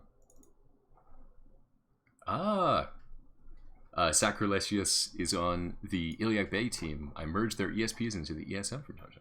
Thank you. Thank you for doing that, because that is one of the I think in terms of the teams, you would be considered on the implementation. I think you're kind of an implementation person, and those are the people who are the most needed, are the people who know how to do some of the advanced technical things. So thank you for contributing to this wonderful Beyond Skyrim project, because everybody wants to see it. Everybody's always like, when is it out? When is Beyond Skyrim finished? And we are the ones pushing it towards its goal. Everybody is. Everybody contributes by motivation and everything. But yeah, it'll be out soon. TM. Sacrilegious says it will be out sometime. The more people we have working on the project, the faster it gets done. And so I say to the people who want to see it come out sooner, get on the project, learn how to mod, contribute, make it your own, because we can do those things. Okay, so adding a weapon and armor to the start, that's what I want to do. I'm probably going to add it like right to this guy here. There's a good old skeleton, he's just kind of laying down there. I like the idea of maybe he was buried with like a sword or something. Oh, I'm having a think here, and I'm like, what if I didn't add a weapon, but it's like, you have to get the weapon from the monsters. I think I might do that. I like that idea. Yeah, I'll do that. So I'm not going to give you a weapon armor. There we go. Done. I finished that post-it note by literally not doing anything. Oh, yeah, I was just doing some nav meshing. Sacrilegious is saying, when they'll start doing some nav meshing, I might join doing that as well. I'm one of the weird guys that actually likes nav meshing. Nav meshing is cool because whenever you work on it, you know you're getting closer to your goal. I was just doing some nav meshing, and I just nav meshed the whole dungeon. It literally took me like 10 or 15 minutes to do the whole thing, and now it's done. Now I don't have to do nav meshing anymore. I think it's really cool. Nav meshing is, I mean, yeah, I hear, that's what I've heard, is there's going to be a lot of that we have to do relating to those exterior environments, because there's a lot of nav meshing that has to be done in the exteriors, because there's so much land. We're literally creating a game that's probably about the size of Skyrim, and it's just made by community contributions. Okay, so I have multiple post-it notes here. What do I want to do next?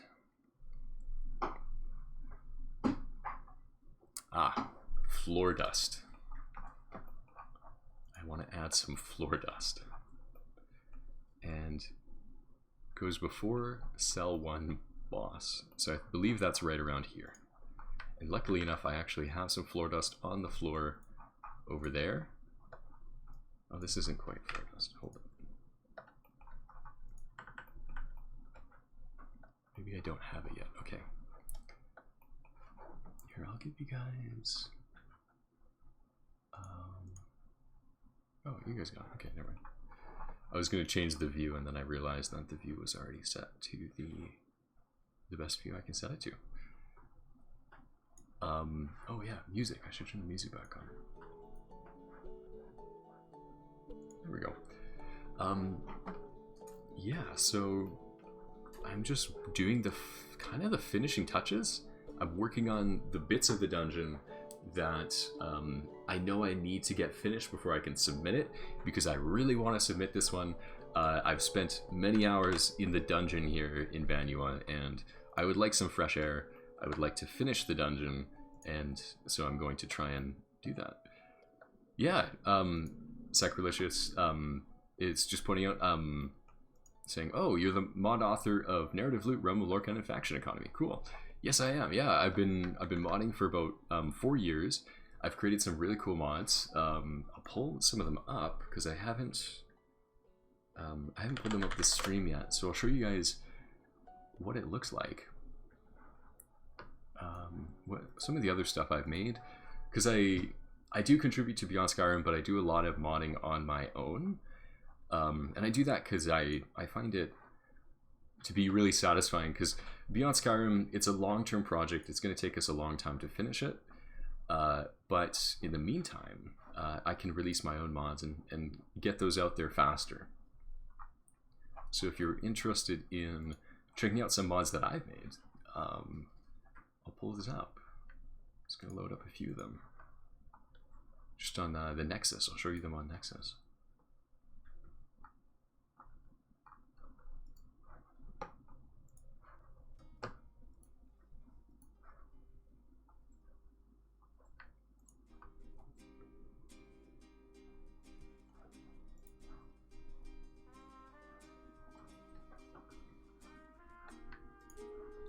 Okay.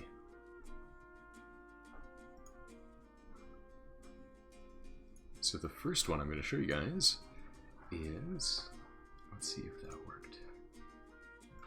There we go. Now you can see it. So this is one of the mods that I made.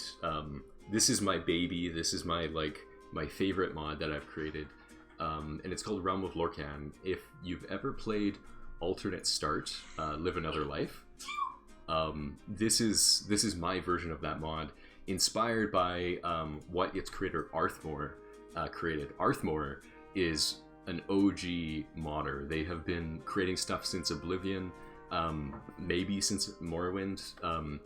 They're very experienced, and I only learned modding about 4 years after Skyrim came out. Jenna, somebody says bless you. Oh, thank you. And so Realm of Lorcan is kind of my version of an alternate start. I and other people do believe it's a little bit better than what Arthmore created, but Arthmore also has a million other mods.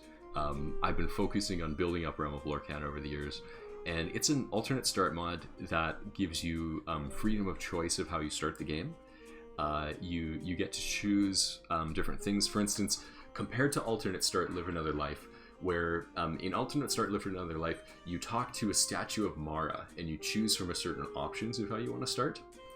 Compared to that, what Realm of Lorcan does is you choose all the different components, and you don't do it through a menu, you do it by walking around an environment. And so I've created this place that you load into when you start the game, and you just walk around here. There's the stones, you can see those standing stones in the background, so you go and select those to get signs. I also have an area, I wonder if I have a screenshot of it, where it is, you select you select classes and things like that too. Sergeant Andre is like, really? I downloaded this mod last week. It's an honor to meet the author. Yeah, it's cool, and I love that these streams are an opportunity for me to just be like, hey guys, like here's a, I'm this is the kind of people who just make these mods, and it's a result of years of kind of working on it and adding to it, and just enjoying building and adding to Skyrim, because you know it's a really cool experience where you have this kind of infinite depth of you can just keep building and building it. But check out Realm of Lorkhan if you haven't already. I love it. I made it. It's one of my favorite things, and I hear super positive things. Let me just check the comments and give myself a heart attack, because it sounds like you're good. Okay. Every now and then I'm like, oh no, did I break something? And so looking in the comments is like, oh god, I hope that it's not awful. But anyway, so that's Realm of Lorkhan. Nexus comments, yeah, Sacrilegious says, oh, Nexus comments. A lot of them are good. It tends to be very nice experience going on to Nexus, because it's like, okay, cool, like, it makes me feel good about myself when I do it. So there's that one. Check that out. If you want to get some dungeons, I have 2 dungeons I want to show you. And both of these dungeons have been spotlighted by Bethesda. I have about 4, I think I'm at 4 or 5 mods that have been spotlighted by Bethesda on their Bethesda.net modding site. Ruin Temple of Finaster was spotlighted at one point.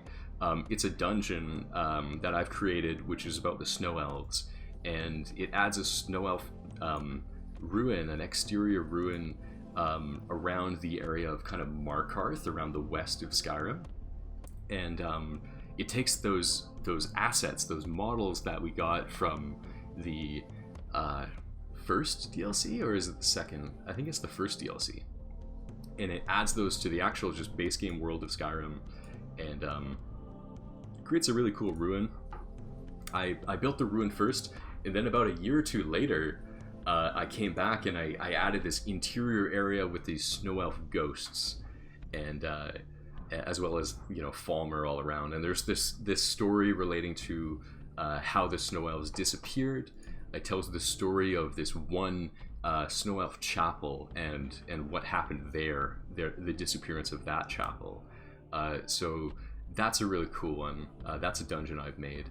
Another one is Akiviri Ruins of Severian Shorak. This was the first mod that I got spotlighted by Bethesda, and it uses the kit from not Cloud Ruler Temple, but Skyhaven Temple. The one, it's a base game area that has a few of these things, and I was playing around with them, and I'm like, I can stack them to make these really cool looking, kind of like.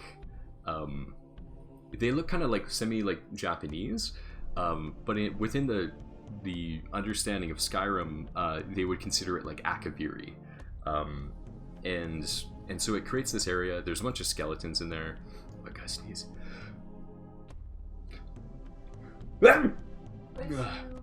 Thank you. It creates this really cool exterior area that was very much inspired by some of the exterior areas in Morrowind. There were some really cool like Daedric temples in Morrowind, and I tried to make it a little bit like that. So it takes this whole area up, and I also added an interior area later, which is kind of cool. There's this interesting snake. I made a corpse out of different parts and made it look like a snake, and it has a special sword there too. So very cool. You know, another dungeon if you want to check out some more dungeons. Those are my favorite to make because you can get immersed in them. Another mod, I got 2 more mods I want to show you guys, is Narrative Loot. Narrative Loot is a mod that is piggybacking off of the work that other artists have done, and consolidating all that art together and making it into a playable form. And what it does is it adds 1,629 new lore-friendly items to the loot lists, and they're mostly miscellaneous items. And so they're not weapons, they're like dishes and stuff like that, and they come in a lot of different forms. It's really cool. There's like brass, there's you can see there's kind of like these red, these green, these blue colored ones, and it's really cool. If you've ever enjoyed just decorating a home in Skyrim, this is the mod for you because it adds a whole lot of different choices for different items that you can add. Most of these are really just recolors of bowls and goblets, but it has a great effect in game because it adds them to the loot lists.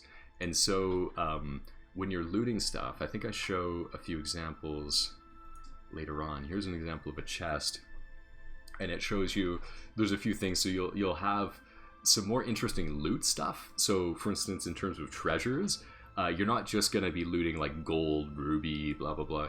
You're going to get some cool stuff like a candlestick, like a unique thing. And so it's just kind of like nice, special, sparkly art that you get to check out. Here's another one, Ancient Nordic Horn, when you're looting like a Draugr chest. So it adds some really cool loot with its own graphics and everything too. So narrative loot is awesome. Absolutely check that one out too.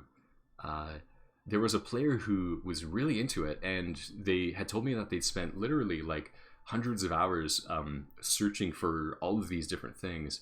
And here's the screenshot that they created, where they're showing kind of they've stacked a few of these things together, and they've kind of created this really cool scene. And I love that. I love to see that because it's, from my perspective, when I create these things, I'm like, I hope people are enjoying it. I hope they're playing with it, and I hope it adds something to their life. And when people send me screenshots and things like this, I'm like, yes, I did it. I created this thing. Somebody had a blast with it, and now they're showing me how they've enjoyed it. So that's narrative loot. Next one, last one I want to show you is a mod I'm working on. I still have more changes I'd like to make to it. But it's come a long way so far. It's called Faction Economy, and this is a pretty ambitious one because it reaches very far into the game. And what it does is when you sell items to most merchants, so it adds a thing to base game and DLC merchants. For instance, you know, if you're going to Riften, you're going to sell to one of the original vendors. They have a chance to kind of put the item towards a faction. And so, for instance, if you're going to sell in Whiterun to the general store guy, I can't remember his name right now, but he's kind of like this sketchy guy, and Bellator, yeah, that's it, Sergeant Andre has it, Bellator, and if you sell to him, he has a pretty high chance of sending the item you sell to the bandit faction. And then what happens is, in the game, for instance, here's a bandit, they have this item that you sold to Bellator. So if you have this custom enchantment or anything like that, you have a really powerful enchantment, and you're like, I'm going to sell this to Bellator, there's a chance that item is going to go into the bandit loot list, and then the bandits are going to spawn with that item. And it tracks the quantity. So if you sell 5 of these enchantments, it's going to only load 5 of them. And it's a really interesting thing because it adds this component where you're like, if I sell it to this faction, they're going to have that weapon. And so it affects bandits, it affects Stormcloaks. So if you want to equip the Stormcloaks with better armor, you would actually sell that armor to the quartermasters, and then that armor would actually go into the Stormcloak loot list, and then you'd actually see Stormcloaks wearing the armor that you sold.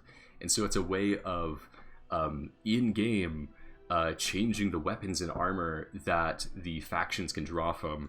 And I have another example here with Markarth City Guard. Markarth, I think, is either controlled by the Stormcloaks or the Imperials, and so if you add it to the Stormcloak loot list, the guards will start to have those armors, because the guards, I mean, when you play in game, it looks like they're Markarth guards, but in terms of how the game works, those guards will either be Stormcloak or Imperial. And so it's just a really interesting system that adds this other dimension to the game, because if you're selling things, you can actually kind of, you might want to choose to sell them or not to sell them to certain factions, because if you have extremely powerful weapons and you're selling them to the wrong factions, it might make your game harder. So those are those are the mods that that I've been building over the last 4 years. It's and I do have some other ones too that are pretty cool. Slow time is an awesome one. Supply and demand is pretty fun as well, but absolutely Realm of Lorcan is my champion mod, the one that I'm the happiest about and I've been building the most for the longest.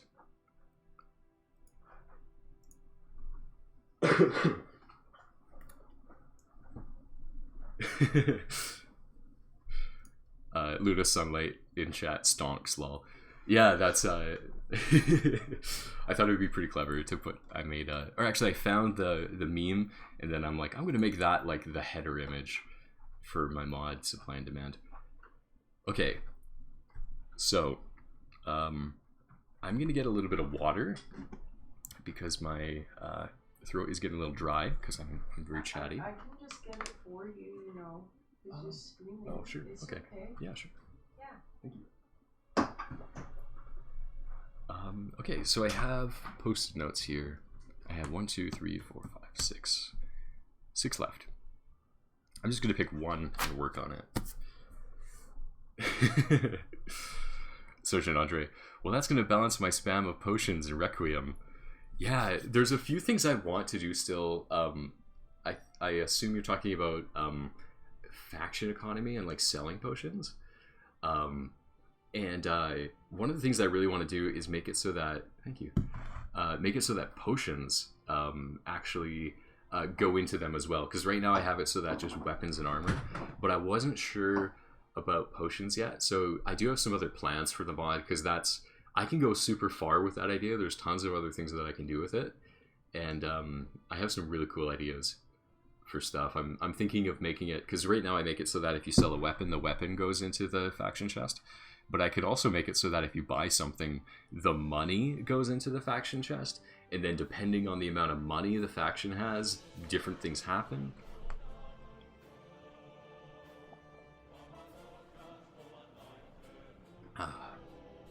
Okay. Sacrilegious in chat. I made several mods as well. My profile is named Andrialphus 8 on Nexus.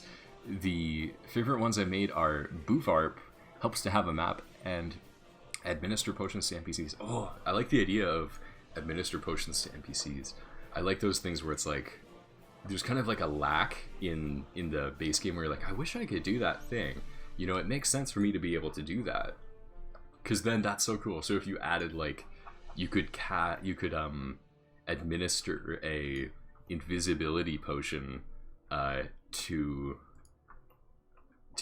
your NPC to help them sneak through an area. That's really cool. Sergeant Andre, for an immersive person like me, this is literally game changer.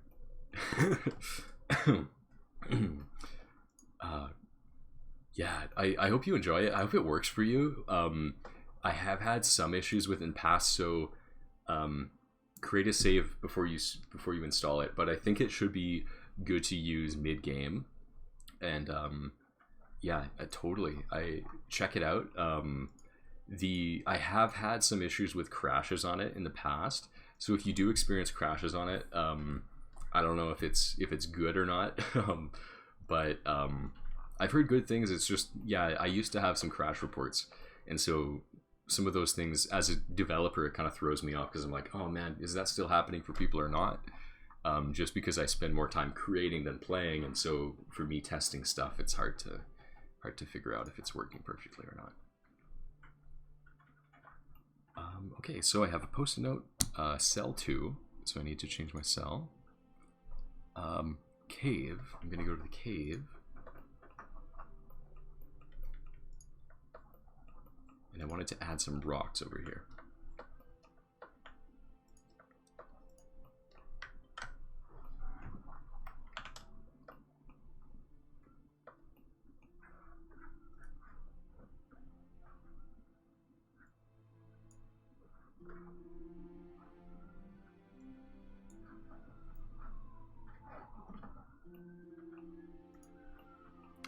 Ooh, I didn't put that one down. So Hendy in chat is saying, have you added the waterfall sound effects yet?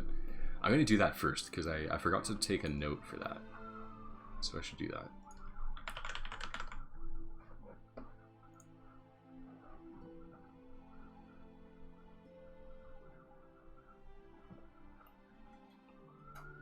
Oh, that's cool. Sacrilegious in chat is saying, so they've created a few mods. One of the mods is called Boovarp, and it stands for Barely Used Vanilla Actors Recycle Project. It gives a new purpose to NPCs that are otherwise just filler. NPCs like Valder, Salma, etc. that just get deleted after their quest. I've given them a new purpose. That's super cool.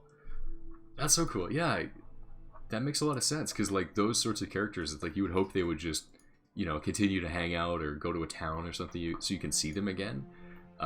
Because a lot of actors, once you finish a quest with them, they actually become your friends, and they gain friendship with you, and some of them can become your followers depending on if you have other mods involved and stuff. And so that is really cool. That's an awesome mod.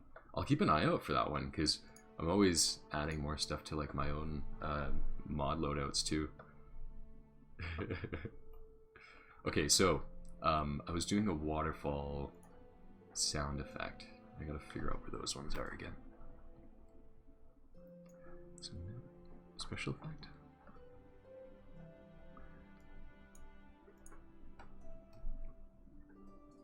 Okay, there we go. So I have a few: ambient waterfall, large, medium, leak, spray, loop. That is what I'm looking for, because these are leaks. Leak, spray, loop. I'm gonna put that one right there. Put them kind of like behind the wall.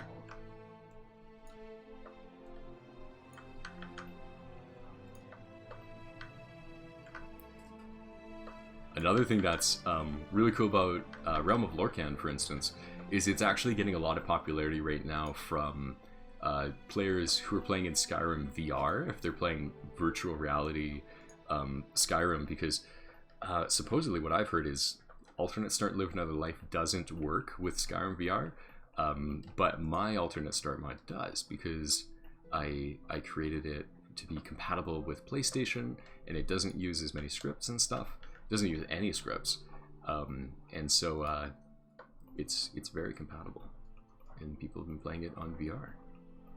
Okay, so I have waterfall sound effects there now. I believe those should be loud enough. Where is it? Oh, I have another one I have to add right around here. Put this sound effect right there.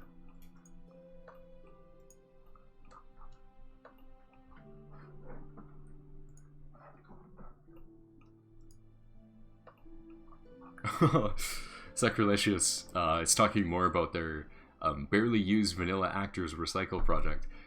Most famous Arvel the Swift, which he's at the very beginning with the golden claw, where he's all like stuck in the like spider web. Sacrilegious says, I added a dialogue option to convince him to hand over the claw. If you succeed the speech check, Arvel will go to the Ragged Flagon, and if you join the Thieves Guild, you can recruit him as a follower. That is absolutely worth a download on its own. If that was its own mod, I would just download it straight up because of that. So that's really, really cool. I'm definitely gonna... That one's in my mind now. I think I'll remember Boovarp. B-U-V-A-R-P. Boovarp is the mod to look for. Okay, so I think I added... So I added the waterfalls, I think. I think I have a few more. Yeah, I do have a few more. There's a few in this one too.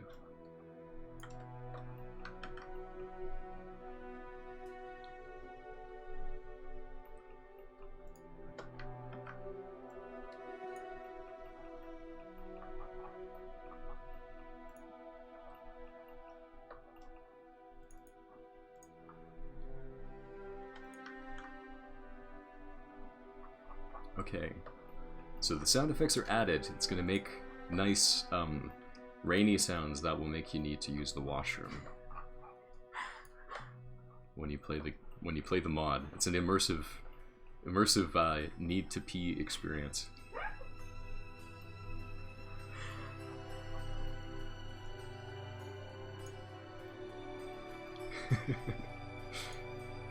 It's like the ultimate needs mod. Like when your character drinks, you'll need to drink. And when your character needs to take a leak, you're gonna have to take a leak too. It's literally virtual it's the ultimate immersive VR Skyrim experience.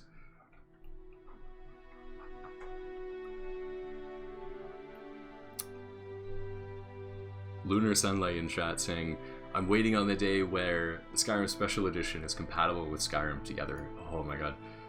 The thing about Skyrim Together, I absolutely love the concept of it. I'm just not completely certain how it plays with things like mods and stuff. Because a lot of them, from what I know of, like some stuff is like, you have to really plan for it in terms of like how you develop it. And so sometimes it can be a little messy, but I love the idea. I hope it works. I should watch like a live stream that somebody has done with Skyrim Together, because I'm very curious about that. I hope it works well. Okay, so some people are having a conversation in chat about whether Skyrim Together works with SKSE or not. I think it's that, from what I know, like, if they're gonna do Skyrim Together, it represents a very large change in the code. Oh, the sun is, like, reflecting off of... Do you guys see how bright this is? Holy crap. I'm getting a... Oh, thank you. It's literally it's refracting off of a window out there. Oh, okay, there we go. Just the perfect, worst possible position. Oh my god, I'm like half blind now. I'm a mole person because I spend so much time indoors. Yeah. Is it better now? Yeah, it's way better. Okay. I literally have dots in my eyes right now. Rip. Yeah, that was how, like, it was super refracting off that window.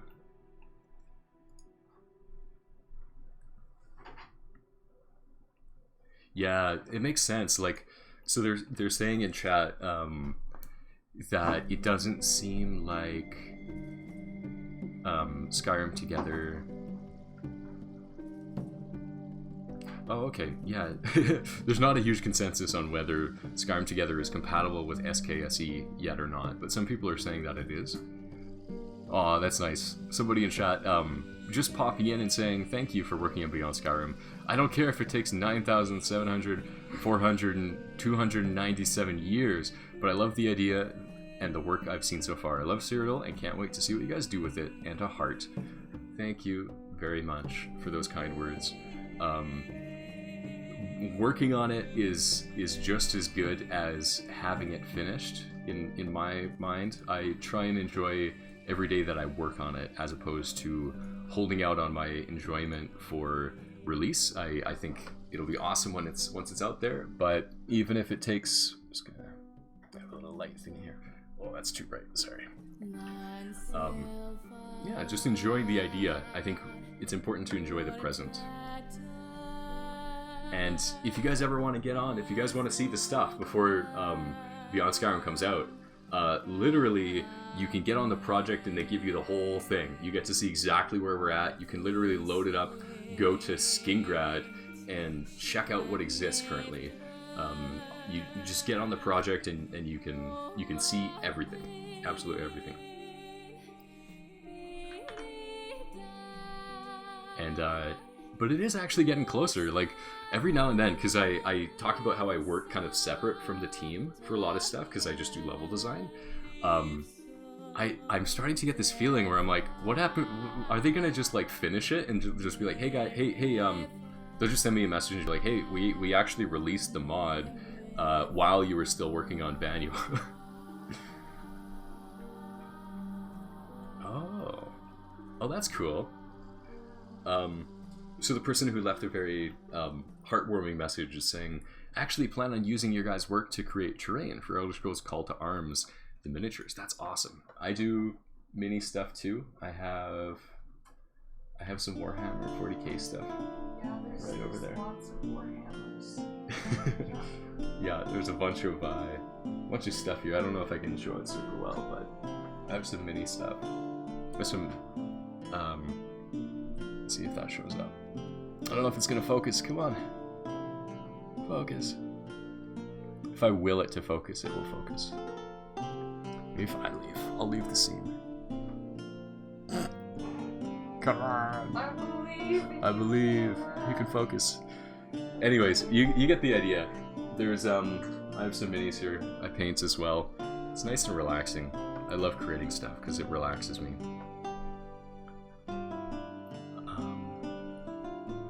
Yeah, I know. It is pricey. The way I look at it is that I actually get very many hours off of any kit I buy. And yeah, like I agree with what's being said in chat, where it's like I enjoy we're enjoying the painting and the creativity more than playing, and I think it's it's interesting because like I don't think I've ever played 40k, but I do have a lot of minis that I've painted, and that's the part of the experience that I really enjoy. Okay, so I have one thing I've finished.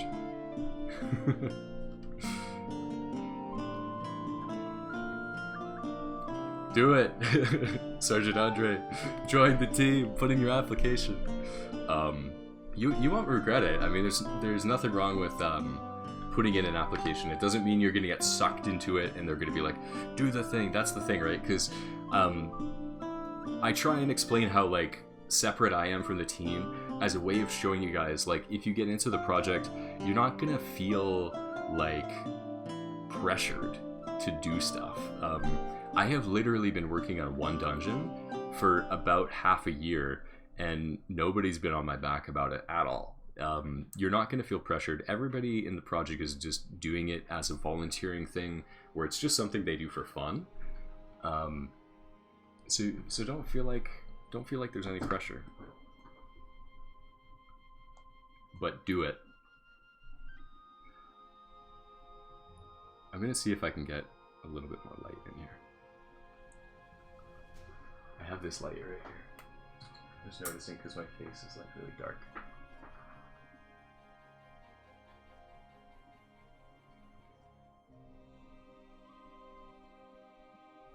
Oh, you got the crazy LED going. Yeah. Yep. I have, there we go. Oh, there we go. That's nice and bright. I gotta change it.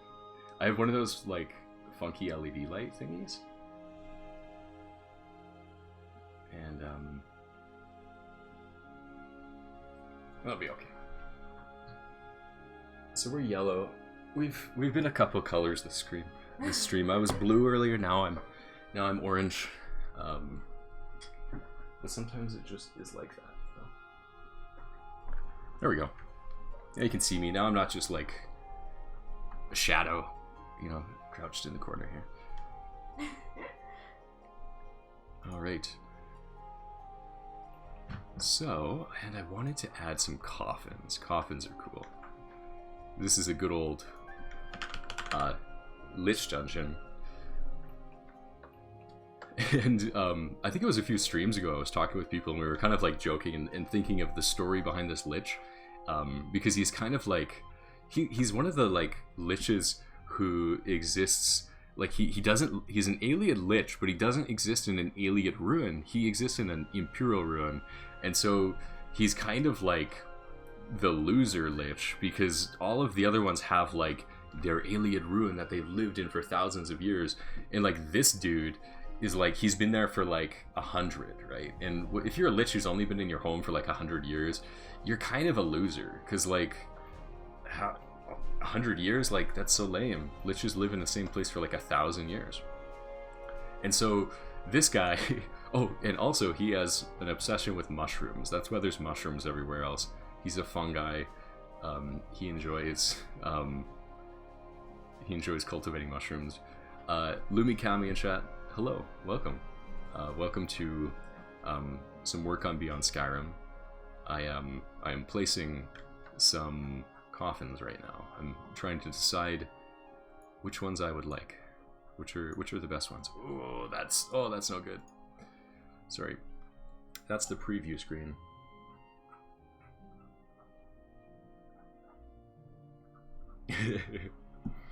Dr. Panditron in chat. My goodness, of course the first thing I hear when I join the stream is a mushroom-related joke. That's a great way to join. Welcome.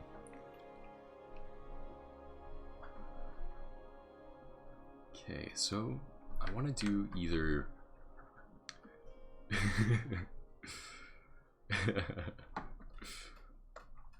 I want to add a, one of these coffins. Are they going to be like Ayleid coffins? I was kind of imagining they would actually be normal coffins, but I don't think we're supposed to use normal assets. Oh no, we've been using this one. Okay. I'll add some of these ones. So the idea between this lich is at some point they would have migrated their place, and my headcanon is they got kicked out by like a better lich. Like there was a lich who was just like, yeah, no, this is my ruin now. And so you're gonna have to get out of here, and you're gonna have to literally live at the bottom of a lake now. And so that's the story of this lich's life. He's a poor lich.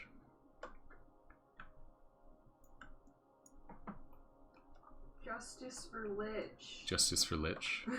Jonah says justice for Lich.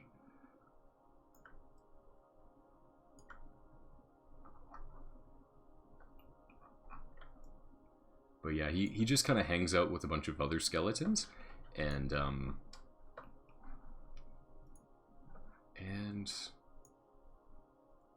there we go. See where our common coffin. There we go. That'll give some Cyrodiil related loot, which is really what you want.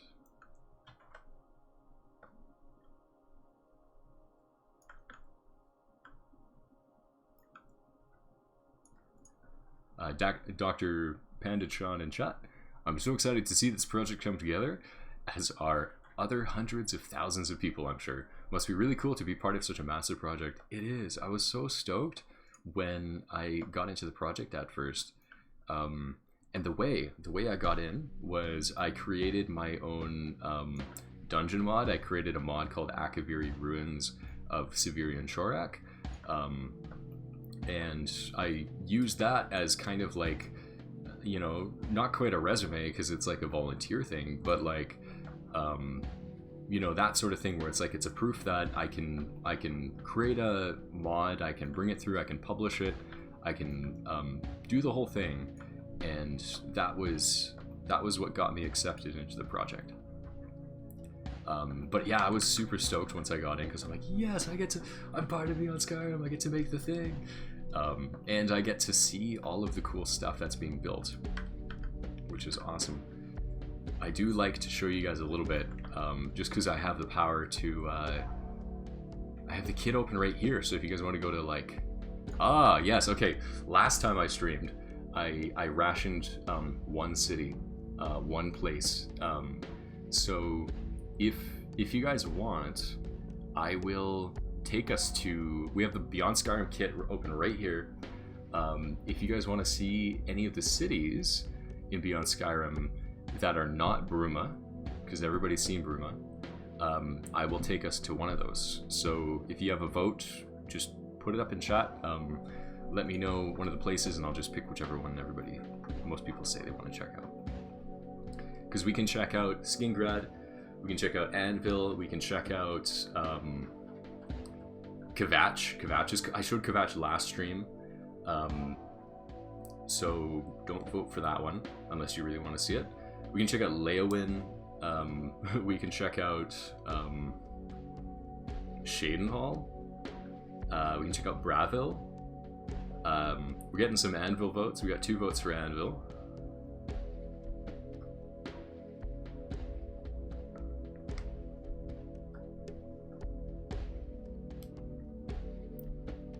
Anvil. Yeah, we got 3 votes for Anvil. Alright. Sounds like Anvil. Yeah, it'll probably be Anvil. Yeah. You guys want to see Anvil. Okay. Alright, we're going to Anvil.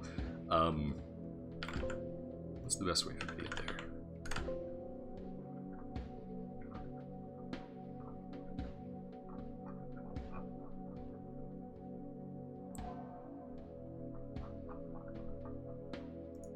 Let's see. I'm going to go Tamriel.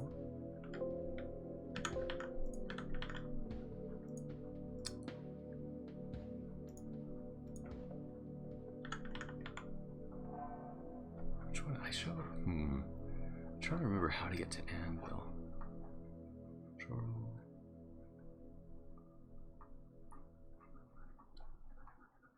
Sorry, I'm just looking through. Here, I'll show you guys what I'm doing. So I'm looking through this list here because this shows me all this stuff. This is every cell in the current version of the project. I have a version that is actually quite a few months out of date. There's new stuff going on, so you're not going to see the absolute most recent stuff.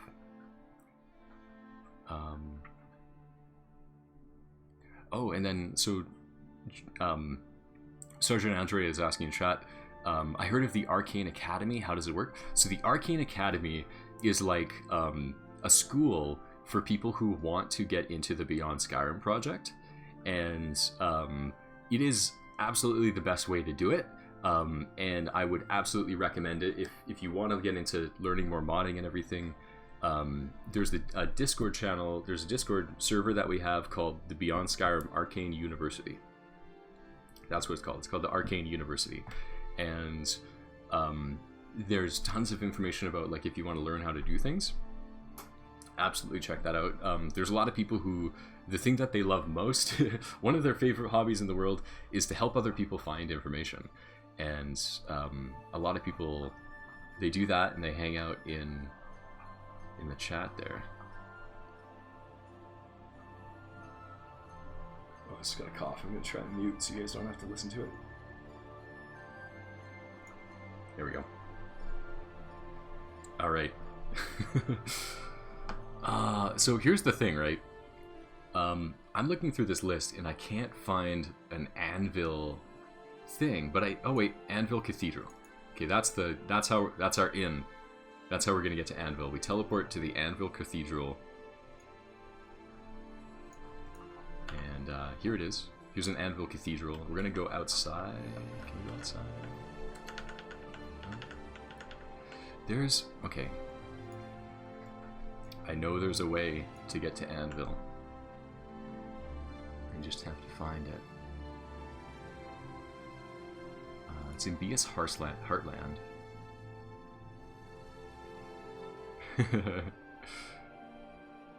Aw, Cybertor, thank you. You've tried out Unlucky Loot. Unlucky Loot is really cool. I think it's really interesting because it adds like a downside to just looting everything. What Unlucky Loot does, this mod I've created, is when you loot certain things, there's a chance for enemies to just spawn. And it's sort of like an ambush mod. So I hope this works. I hope this is going to load into Anvil. I know I have Anvil on here. It's just I'm having some trouble getting into it. There we go, we're at Anvil. Okay. It worked. Here we go. So, okay. Everything's going to be loading in.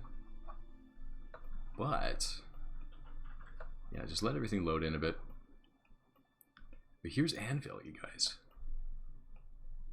Here's Anvil. Right over here. The most beautiful city. It's a coastal city.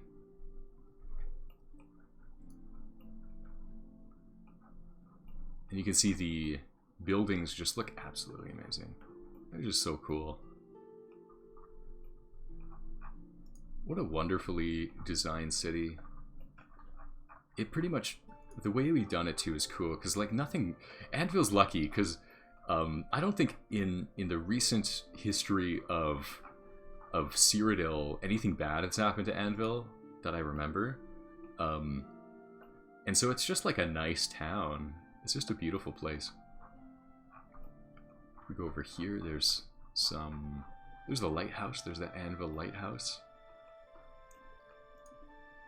There's a boat.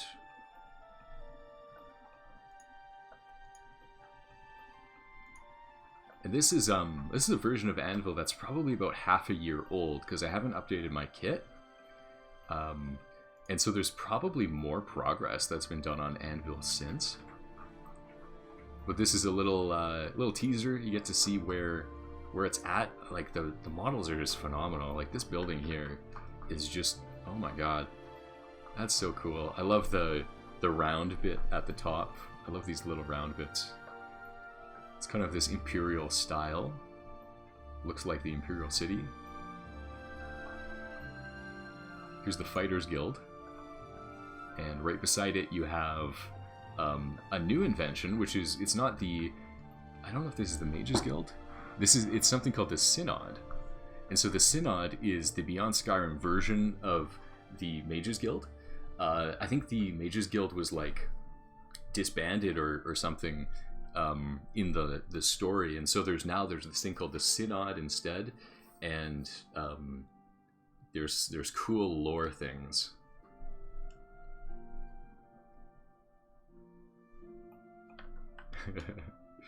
Yeah, so it's coming along. It will be created. There's certainly, I mean, I'm sure there's tons more work that's been done since I last updated my kit. And then here you can see a wonderful statue. I might actually even load this stuff up in game and see if we can run around. Let's see if we can do that. Let's go run around.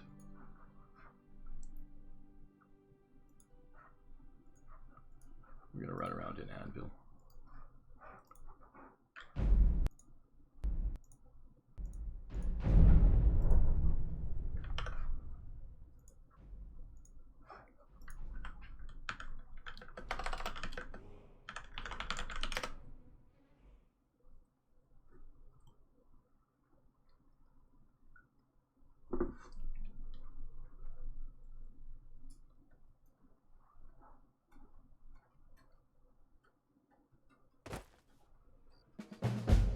There we are. It worked. So this is what it looks like in-game, which is a hell of a lot better than it looks like in the creation kit. You can see that's not supposed to be there, but just imagine that is the blood of the Beyond Skyrim team literally seeping down the hill as we work on the project. But no, they use those red marks to delineate, like, to separate, like, the parts of certain claims, because some person will work on a certain part. Ooh, somebody in chat, Seno85 Juventus saying a level designer for Anvil Nugamentum.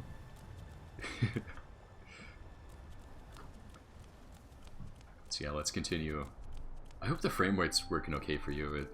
I'm not sure, because I'm looking at my renderer here, and so you can see there's different parts of completion. The models are just incredible. Look how big this freaking cathedral is. It's just gigantic, and you can hear our magnificent versions of the music too. This is custom music. This is made by somebody in the team.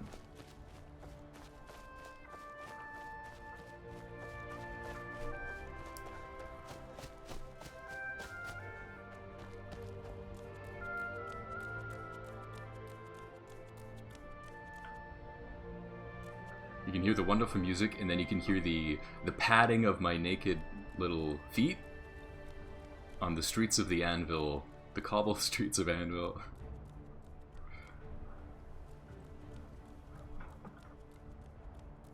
It's some ASMR for you.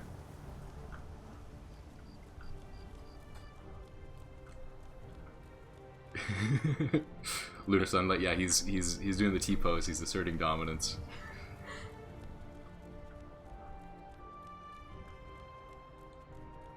But yeah, you get to see the magnificent current state. There's the Synod. Again, this is, you know, my kit's about 6 months out of date or more, to be honest. I don't update it because I've just been working on Vanua. But you can just see it. It's just wonderful. It's going to be a great experience. It's a great experience just working on it and being, you know, feeling the hype of this wonderful project.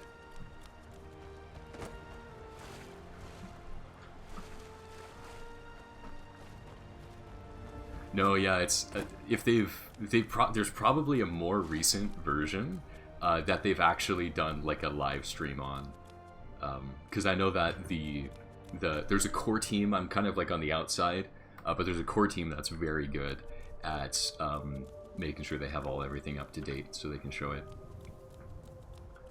But yeah, there's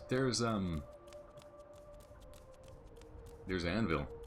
Looks super cool. I actually want to go and check out. We're gonna go fly. I'm gonna go fly up to these this like trebuchet up here. This is really cool. That's super cool.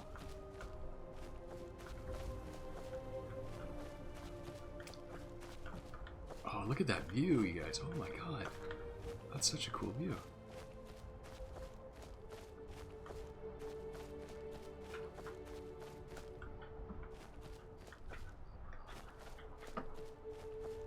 But yeah, it's coming together. It's going to be created. It's just so awesome.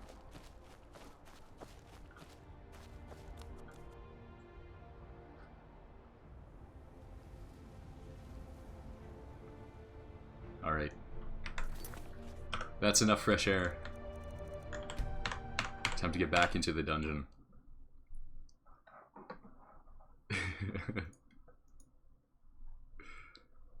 But yeah, it's so cool. I'm so excited. It's so fun to like, you know, being on the project is cool, but like really it's just something that gets me even more hyped, where I'm like, oh man, I can't wait until it's all finished and we can just be like, oh yeah, like I'm just gonna sit back, play the game, enjoy it.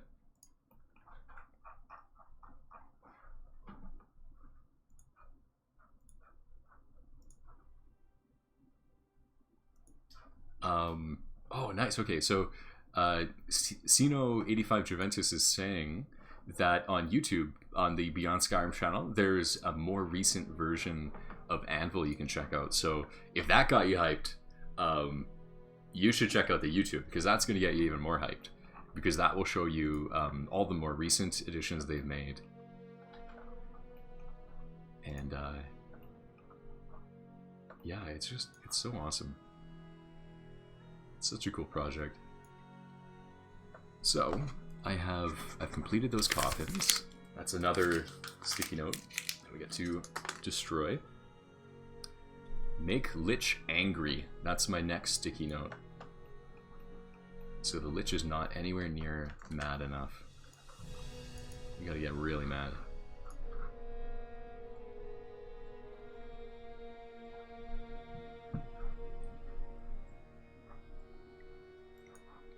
We're Aeon. I hope that's my own name. I'm not sure if it matches a name somewhere else in the project. I can't remember if I created that name or not. So I've got to make him... I'm going to make him frenzied. He's going to be frenzied. He's going to kill anything that moves. And he's going to be foolhardy. He's going to fight to the death. He's going to help nobody. He's just a jerk. That's what I need right now. He's going to be a complete jerk. And, yeah. Hendy asking in chat, did you fix the opening in the level you found earlier? I fixed one of them. Wait, I fixed two of them. I think there was a third, but I forgot where it was. So I'll just have to keep playtesting it, and I'll figure out where that other... There's like a seam. Sometimes like I forget like a piece in the wall, and I'll have to figure out where those are. So I had a script here. I think that's relating to the problem. So, okay. So I have a script here, and my script is trigger type 0, so it's gonna do that. Okay.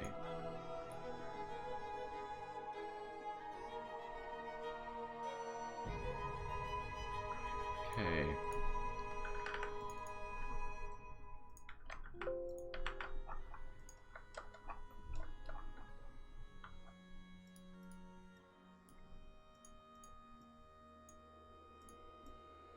Just going to tighten in that box. So what's going to happen here is when the player enters this box, it fires a script, and what the script is supposed to do is it's supposed to enable this Lich, and when the Lich is enabled, he should just kind of start attacking the player. So I'll see if that works.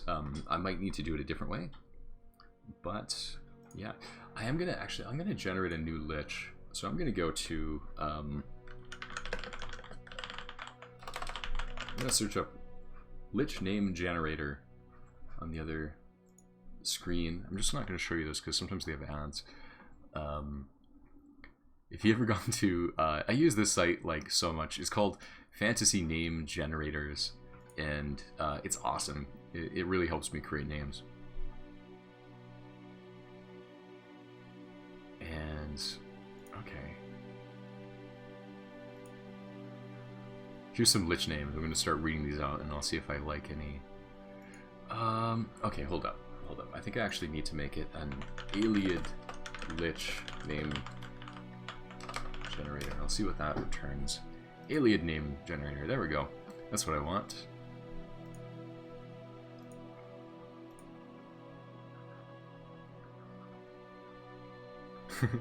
So, Iliads have kind of interesting names.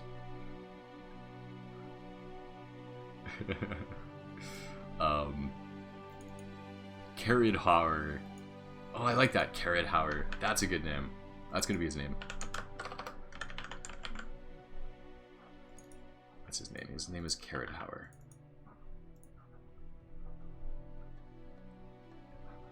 So you're not Wirion anymore. Now you are Cyrodiil. Just like that. Cool. Oh, I have to do... You know what I really love? Is like whenever you have... Cyrodiil the something. It's gonna be like a...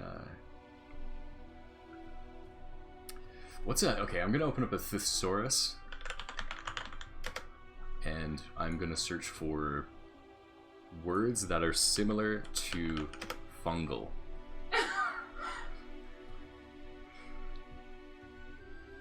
Fungal isn't a word. It's telling me fungal's not a word. It's asking me if I meant finagle. I don't mean finagle. Is fungal not a word? Fungal is a word. Yeah, it's a word. There's just no thesaurus alternatives to fungal? Basement dweller? When Hendy in chat saying basement dweller? Cyrodiil the basement dweller? I feel like that's a good name, but it's not immersive enough. Or maybe it's too immersive, and that's the problem. Okay, synonyms for fungal. Is there really no synonym? Let me search that up. Synonyms for fungal. That can't be true. There must... So another... Okay, literally, this thesaurus I was looking at was like, there's no synonyms. And then like I searched it up, and then there's like this site, and it's like Power Thesaurus, 413 fungus synonyms. We're going to Power Thesaurus. Ah, okay, here we go. Yeah, he is a Hendy in chat saying, you did say he was a loser lich. He is. I don't think I can call him a basement dweller though. I have to call him something similar. The oh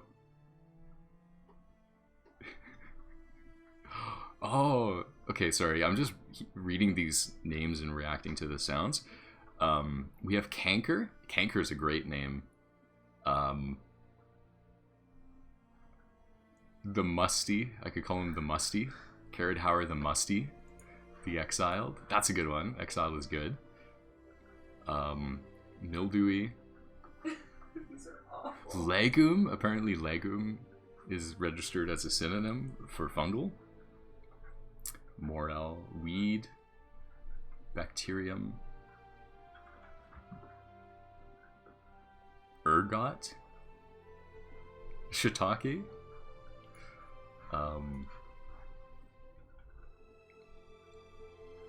Mycosis, canker. I like canker. Canker's a good word. Cyrodiil the cankerous. There we go. That's his name. Cyrodiil the cankerous. That's his name for now. I might change it later. I like that though. His name is Cyrodiil the cankerous. And hopefully he's angry. I think I finished that one too. Agaric. Oh, let me look up what agaric means. A fungus with fruiting body that resembles the ordinary mushroom. That's a good word. I'm gonna leave cankerous, because I think that's another word that it has both like a meaning in terms of like what a plant is, but it also has that meaning of like a person. If you said a person's like a canker, it's like somebody would kind of get what you meant. I'll keep it there, okay. And then next note says add skittering creatures to cell 2 below helm. So that's the same room. I'm gonna add some little skittering creatures. Either gonna be Skeever, but I feel like this is maybe even too deep for Skeever. It could be. Would I put mud crabs in here? That'd be kind of funny. Putting some mud crabs. I'm gonna CYR. Let's see what kind of enemies we have.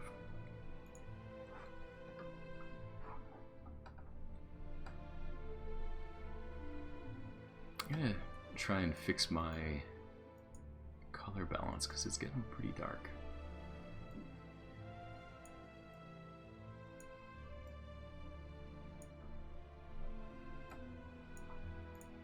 There we go. That's decent. Brightened it up a bit.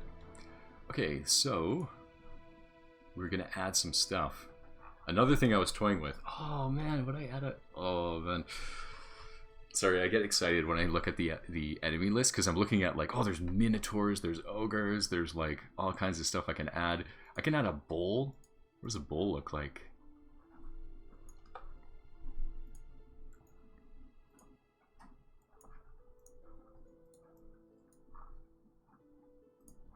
Yeah, there's a bull, alright, yeah. Oh my god, that's a freaking muscly bull. I guess all bulls are muscly. Jeez. That's in the kit. There's gonna be bulls in Beyond Skyrim. Okay, so I'm looking for CYR. Yeah, holy. The bull is thick.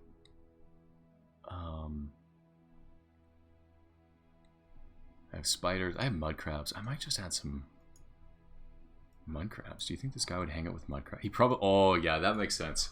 He's gonna have some mud crabs. That's it. He's like the lich that doesn't clear the mud crabs out of his place. That's gonna be it. For sure. One of them's gonna be gigantic, too.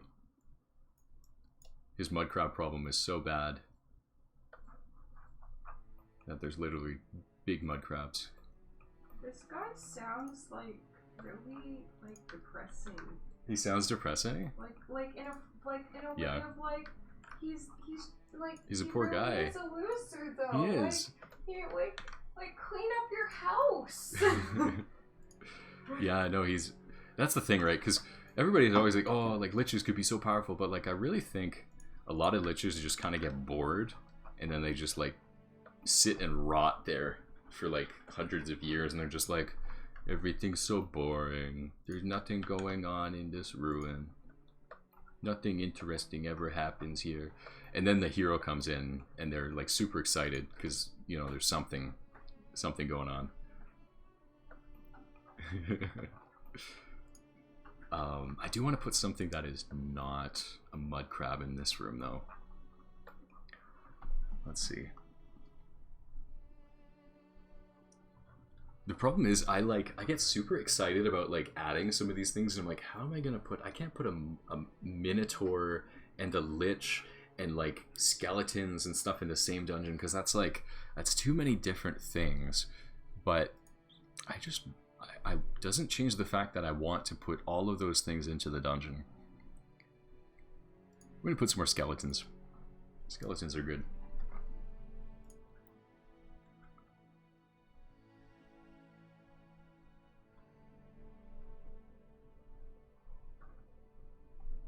Oh, that's cool. So Sino85 Juventus. Hello from Bosnia, Eastern Europe. I hope everything is fine with you. I haven't followed Twitch in a long time.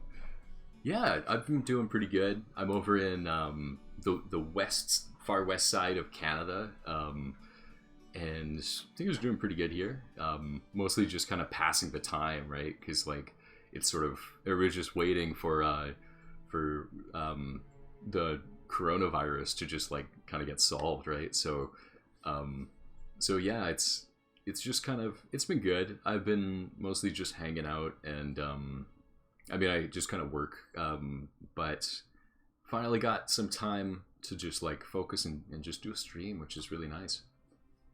So yeah, I hope you're doing well as well, Sino. Hope you're doing good. So I am gonna add. Do I want skeletons in here? I kind of want something tougher than a skeleton. The trouble that I'm having is I want to put some kind of tough stuff in here.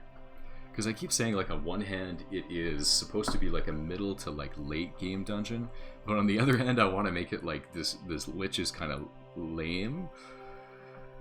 So, just figuring out how to like bring those ideas together. So, I mean, I don't know if I'm getting out of hand here, but I could put a minotaur and just be like, the minotaur is like beating up, he's like bullying the lich. Just put a minotaur, just, my god. Because like, just look how cool this looks, right? Here's the minotaur. Minotaurs look scarily human, by the way, in Cyrodiil. Like, look at that. That looks like an actual dude who's just turned into a cow. He looks like a were-cow. But miniatures just look so good, and I want to add them to the dungeon, but it just doesn't make sense. Oh yeah, you're the... Yeah, that's cool. I remember talking with you, Sino.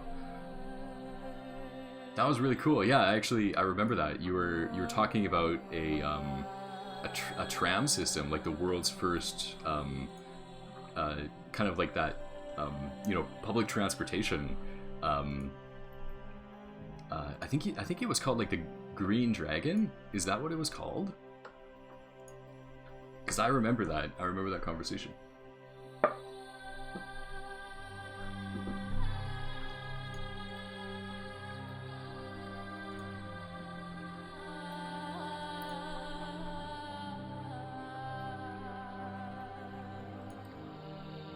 Yeah, that's it. Yes. Yeah, we're all over the world. We have people from Bosnia, we have people from Canada, we have people from US, we have people from Brazil, just hanging out in the chat. We got somebody from France here too. We're worldwide folks hanging out today.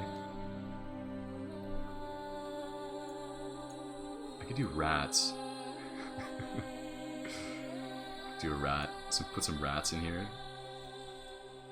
This is very underground. It's like too underground for rats. We're gonna have to put... Sadly, we're just gonna have to put more mud crabs. That's the one. If I had like Drew... Do I have Drew? Or like Droog, whatever they're called. If we have those, I'm gonna add it.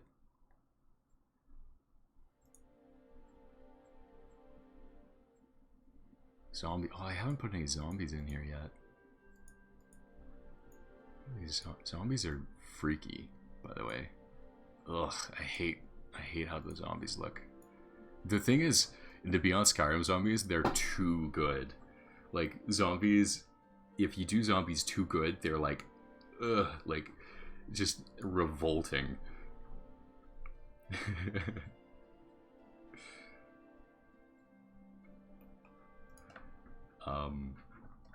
Yeah, so I'll just put some more mud crabs. It's just gonna... You get a nice little easy part here. Just in the middle. Just hang out, fight some mud crabs. And then you go in here. I want to put some skeletons in here, though. There's a good spot for skeletons.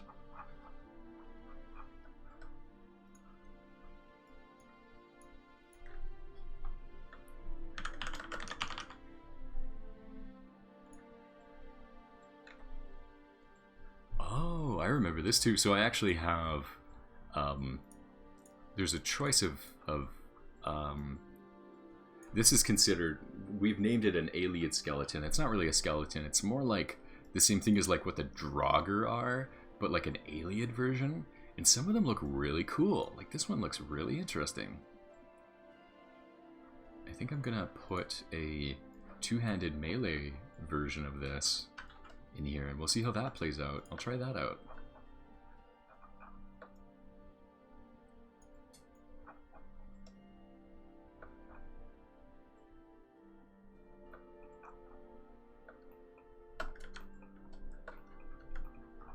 As in chat are talking about Bosnian pyramids, and I have no clue.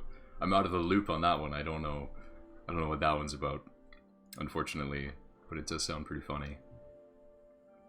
Oh man, what's this?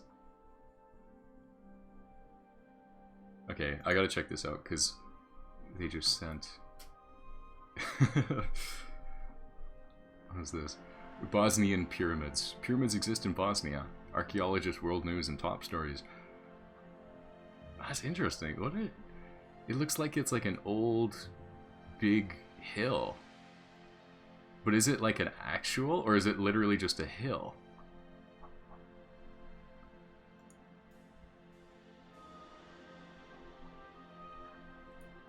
It could, I mean, it makes sense, because the stuff would have like grown over it over time. The wiki says it's just natural. Okay, so they're not actual Bosnian pyramids. But, okay, so they're saying it's a really contentious topic. This is cool, because we have we have a historian here as well. We have a Bosnian here. We can hear the story from the sources.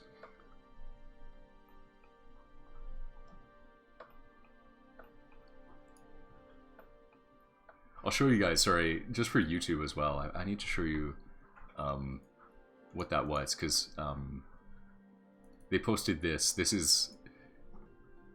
Let me see if that showed up. That showed up. So this is it, right? This is what we're talking about. This is a Bosnian pyramid. And may or may not exist. Most likely not a real pyramid. It's most likely a natural one. That's cool, though. I mean, it's an interesting... Yeah. So our Bosnian source says it seems too natural. Let me take another look. Mystery tour. Let's open this one up. So you can do if you're very interested in these Bosnian pyramids, you can go to Sarajevo and you can check out the Bosnian pyramids. Here's I believe this is an artist This is really funny, especially because it seems like the opinion of our people in chat right now is that these are not true pyramids. They're just the hill. I mean, especially looking at, you know, the area. I mean, it's sort of... But anyways, that's really funny. So there's an actual mystery tour. People are selling bookings, and they'll take you around the Bosnian Valley of Pyramids. It's a large complex. If 55 world-famous archaeologists are exploring the area, why wouldn't you? Maybe you can be the one who will find proof of more. That's great. That's a great... You know, fun for the whole family. Really, that's amazing. I just think that's really funny. It just sounds fun, you know, like,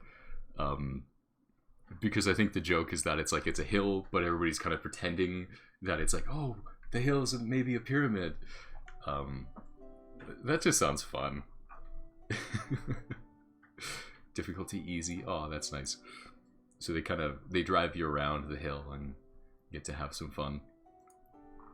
It reminds me a lot of like kind of those for America, they have like the Area 51 and like all those kind of tours around Area 51 where they're like, maybe there's UFOs and aliens.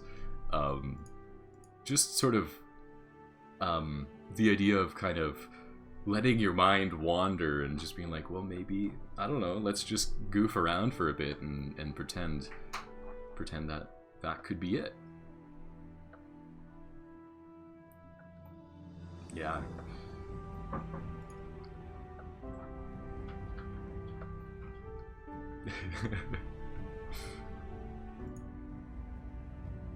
Alright, I'm gonna add another one-handed alien. It's gonna be one with the... Oh, man! This is just... I don't know, I almost want to just make all of the aliens in here these guys who are just the aliens in the diapers. They just have like their underwear and that's all that they've been left, because everything else has been removed over time, whereas you have this guy who has this cool little bird hat going on. Yeah. So that's cool. Okay, so that's pretty good for that area. I've added some enemies there. I've added some skittering mud crabs there. So I have 3 more post-it notes. Okay, so what I wanted to do. So I did that one too. Okay, 2 more post-it notes. Right, okay, so I have one that I have to go back to a bit.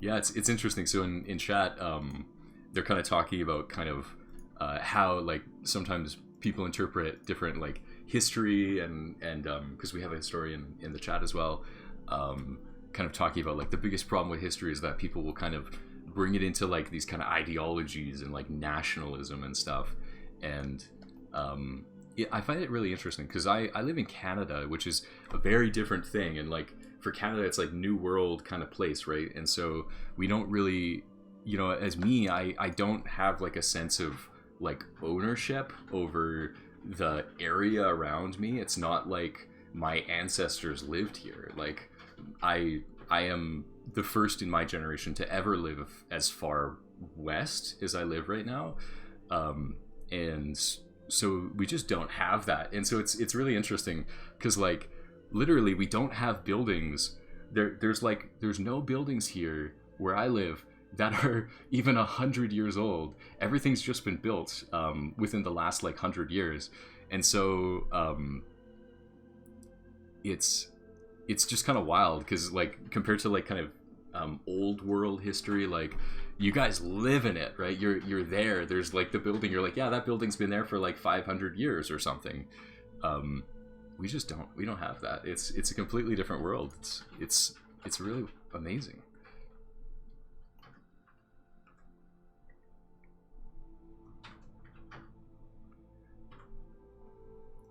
Sergeant Andre, who's the historian from Brazil, is saying, even though I'm a historian, I'm just interested in, well, history. In my opinion, we should only look for the evidence. Let the people decide what we find means. That's really cool. Yeah, no, totally. Lumikami is saying, I lived in Canada. There is some hot subjects like the First Nations.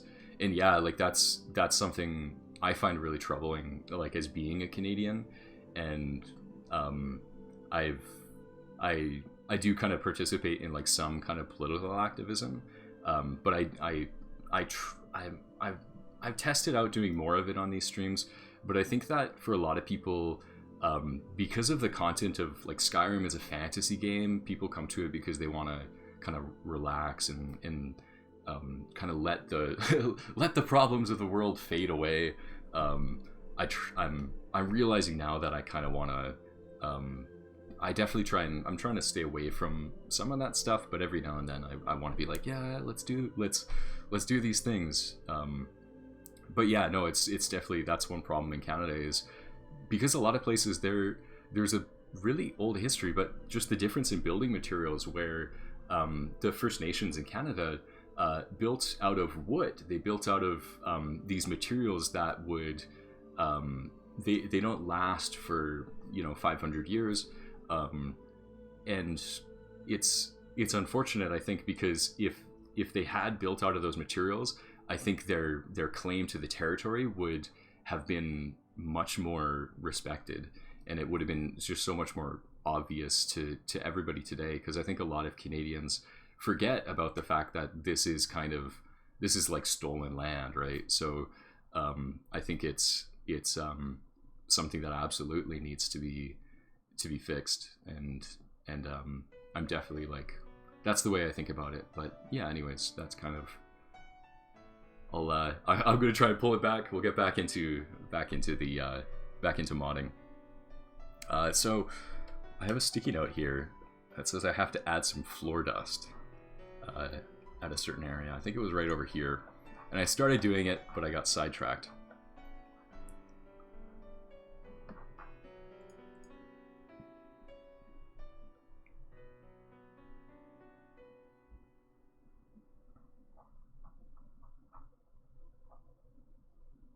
Okay, so I think I have similar bits. So this is one of the bits, these floor bits here. So I'm really just talking about adding like something like this over there. There's a certain piece I have that I really like. It's not this piece. It's a similar piece.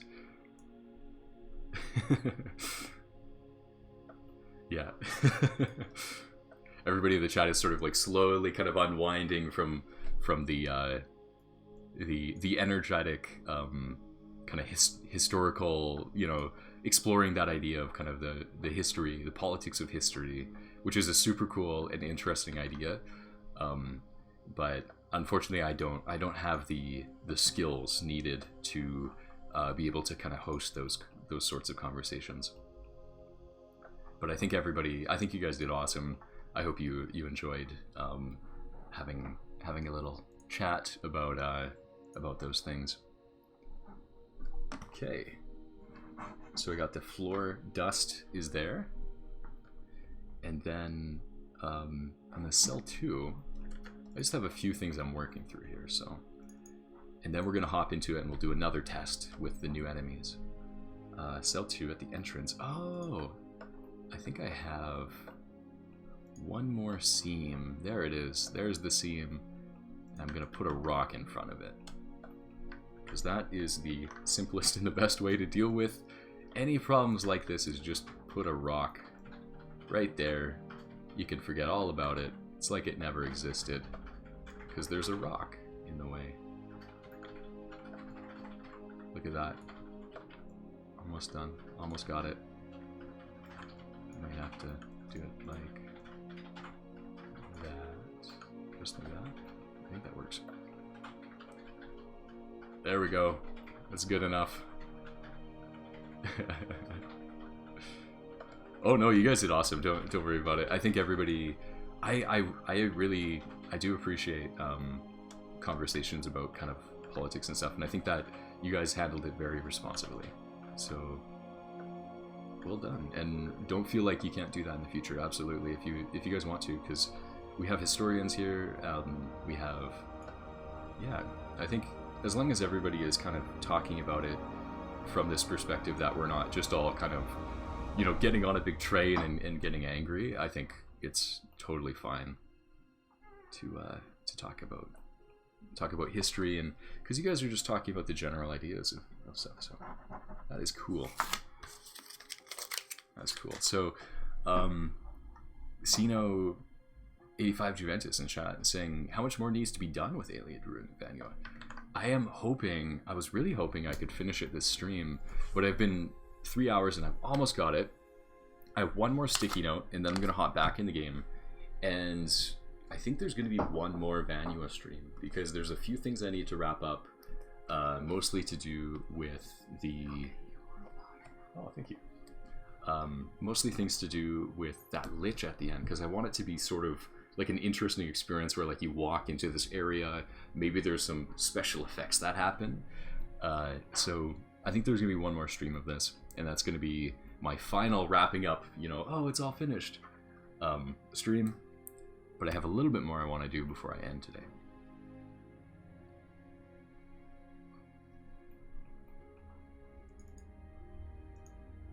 So one of the things I want to do is adding some patrolling skeletons. So that's kind of a cool thing. I'm going to add around here. So I'm going to grab a skeleton. This guy. This guy's going to patrol the halls. Thank you. And there's a patrol. It's called like a patrol marker that I'll be placing. Yeah, Sino saying, I hope I don't miss the final stream. Yeah, me too. It'd be nice. It'd be nice if people can get here, but don't worry about it if you can't. There's always people who drop by, so it's always good.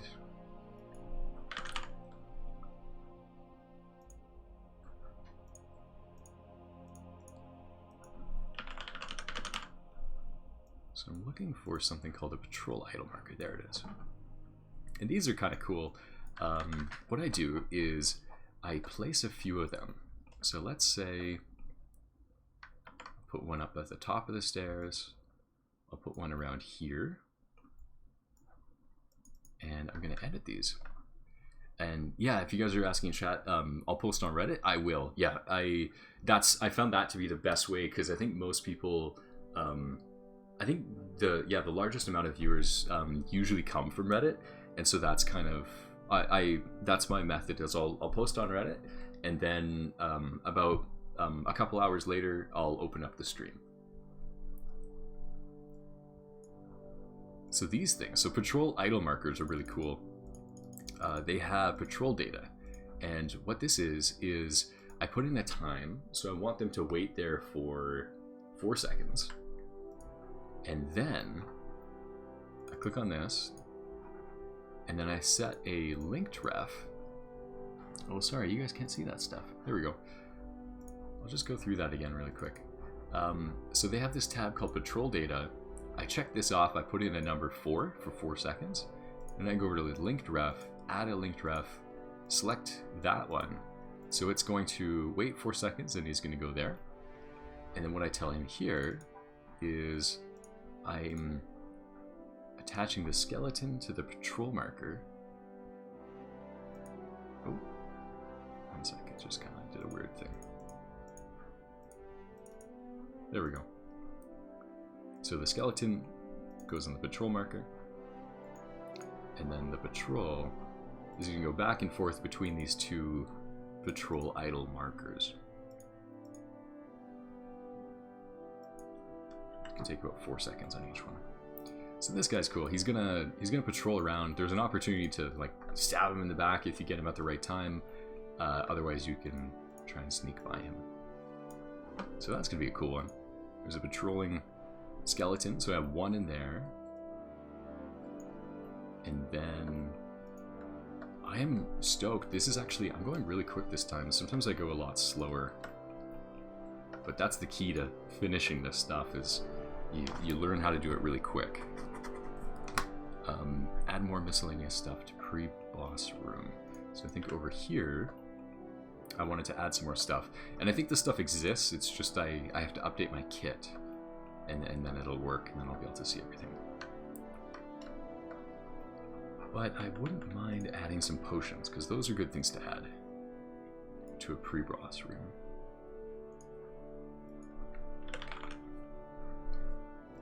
Add a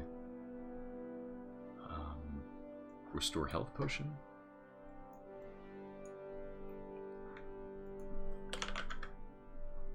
A pretty good restore magicka potion. And I'm going to put stamina one there too.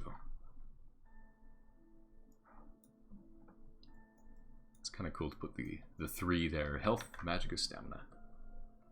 Okay. And so that is all of the post-it notes that I had. And so I'm going to bring it over and we're going to launch the game again.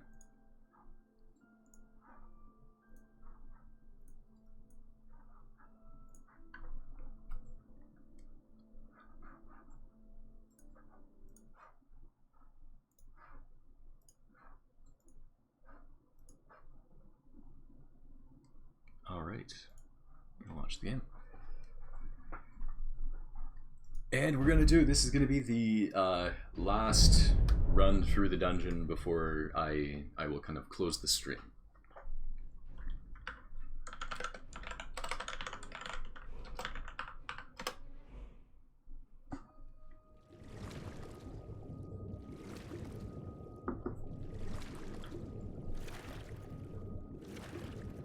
So we're going to try it out. This is the live run. If I die, I die in real life.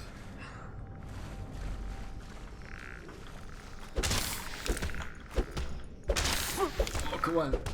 I gotta get his weapons, because I don't have any weapons at the start. Okay, we got a bow. I don't have any animations though, so I won't know if it's fully drawn. I just have the sound effects. Oh no, I'm gonna die. I'm literally gonna die. I got a quick save. There we go. Quick save. Oh, come on. Oh, come on. I don't have the animation, so I keep under...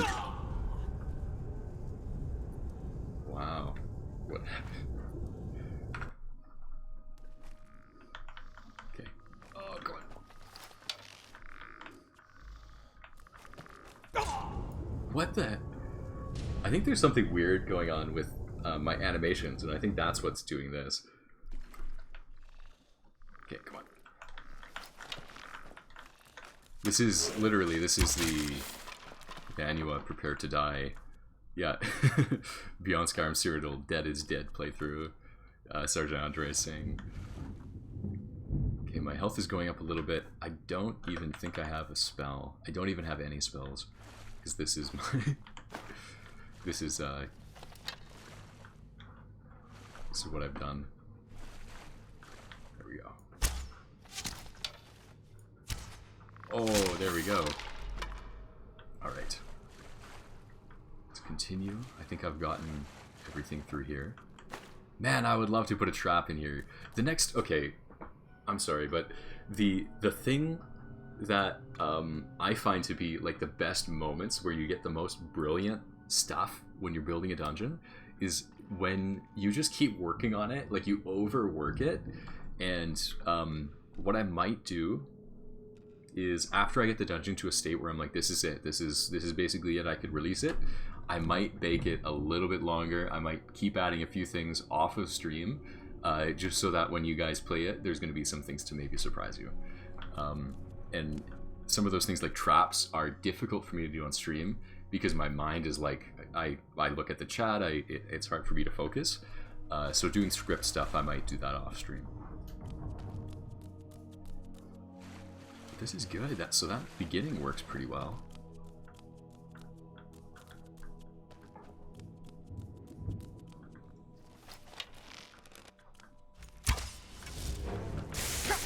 Oh no.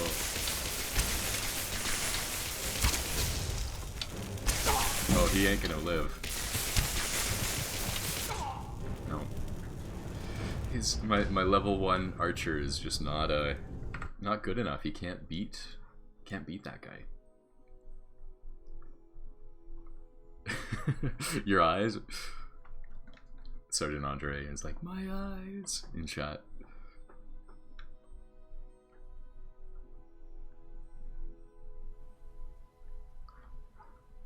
What?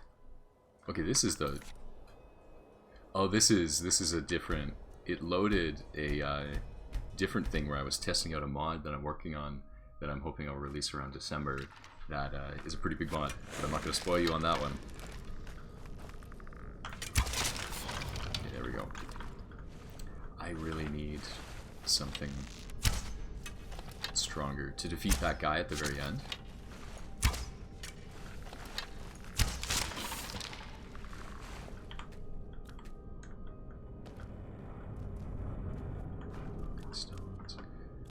The trouble is I don't have any spells, and that makes it super difficult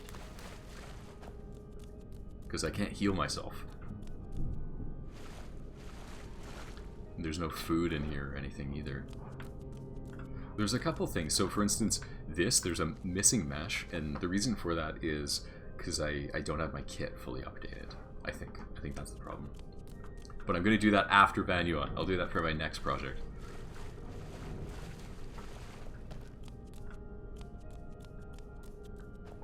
Okay, so this is the one where I die. Oh, God. Oh no. Oh, it's over. As soon as he starts casting it, I'm screwed. Yeah, no, it ain't gonna happen. No.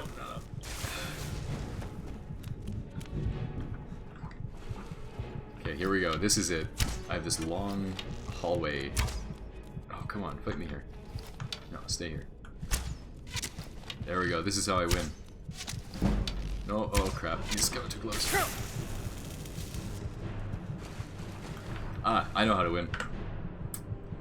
I use my skills. Nope, it didn't work. Okay. Kill him. I'm gonna die. This ain't gonna work. Kill all. No! It was too late. The thing is, so this character is a level 1. They're a level 1 character. They have 100 health. They're basic level 1 Nord. Okay, we're gonna use it. We're gonna use the dev magic. Pop around the corner. Kill command. Doesn't work. Kill all command. There we go. I did it. It's Skyrim modding in 2020. Play it however you want. Welcome, Aardvark Force. Thank you for hanging out. Taco God mode. Yeah. This is the last I'm just gonna run through this dungeon. This is the very end of the stream pretty much. And what I'm gonna be doing, I'm just testing it because we built all this stuff out. Not all during this stream, but over the last few streams. Oh yeah, this is good. These coffins are... I like these coffins. That adds... It fills up the space, you know? It really fills up the room. Adding a few coffins in there. Oh yeah, here we go. These are little mud crabs. Come on. I'm gonna die from mud crabs. Yeah, I couldn't fight the Helinaga, much less mud crabs, 4 mud crabs.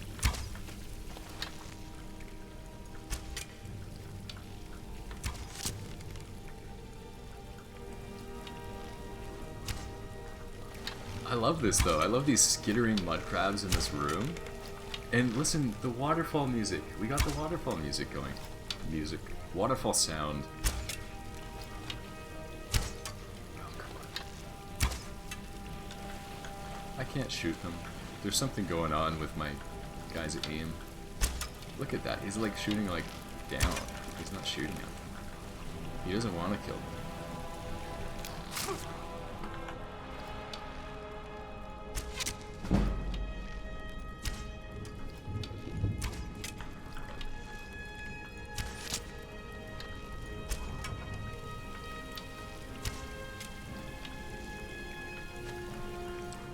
Out of arrows?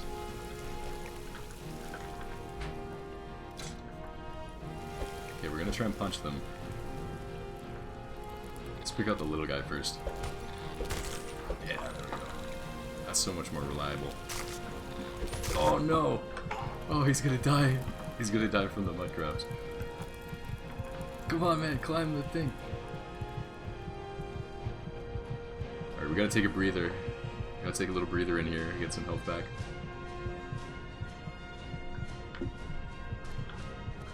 This is level 1. Level 1 Skyrim's hard. Okay. We'll wait, get our health back. And we're gonna go in for another punch.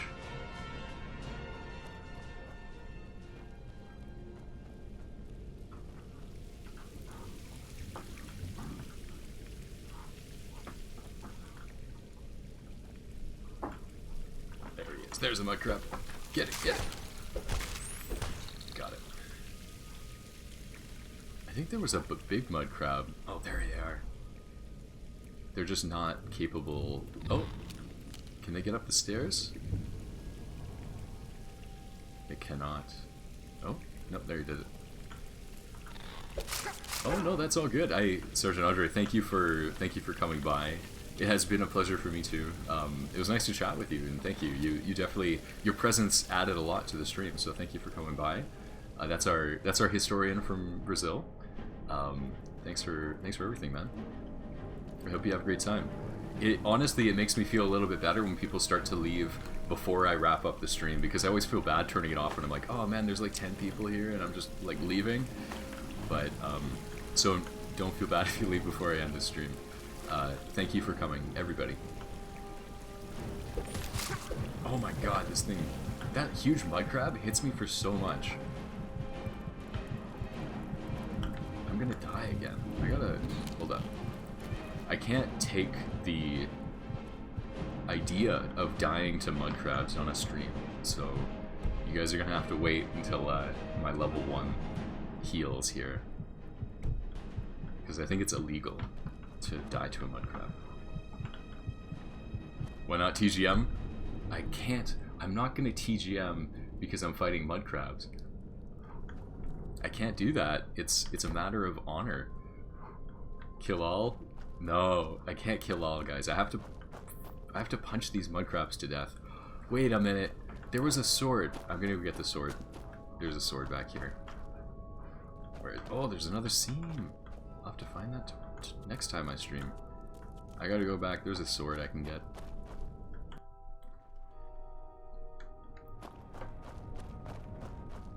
There we go. This guy has a sword. Orcish great sword. And he has armor too. I'm gonna wear his armor. And great sword. There we go. We're set. We have a weapon. This is a weapon that is probably meant for like a level 20 or 30 player. So we're gonna be good. Sino85 Juventus, I'm leaving and it's late. I wish everyone good health. I wish you good health as well. I hope you and all of Bosnia does well, and I hope you're all healthy everywhere. Everybody, I hope you're healthy where you are. Stay inside, play lots of Skyrim. Have a good one to everybody.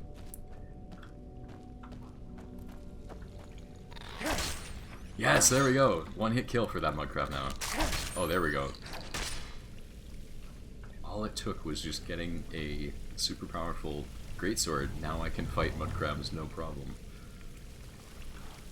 There's another mud crab. I knew there was mud crabs in here. I love how they like, that one's just small enough. It kind of like hides under the water.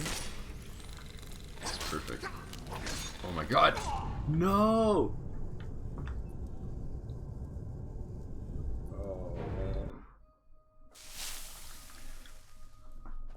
I did so much work to try to avoid that from happening.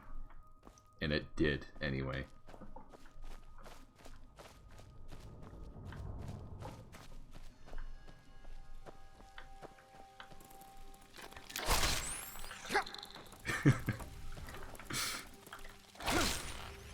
Lumikami in chat. You'll never finish this like that. I'm gonna just keep trying until it works.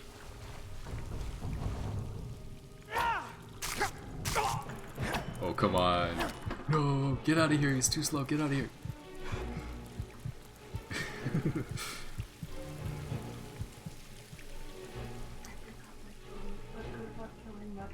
Oh, thank you. Okay, I gotta heal up. It's gonna happen. I'm gonna beat him. I'm gonna beat these mud crabs. It's the last thing I do, which it will be one of the last things I do. Smite these mud crabs.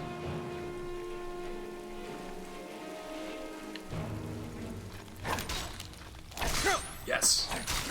Oh no. Okay, I'm gonna try power attack. Hold up. Hold up. Quick save. There we go. Okay. Yes! We got him. Alright, all the mud crabs are dead. I've passed that point in my life where I was getting beaten up by mud crabs. Oh, one sec. Oh, there we go. Hold up. Some kind of USB glitch web. And now I'm just walking on my own. I'm literally not even touching it. Hold up.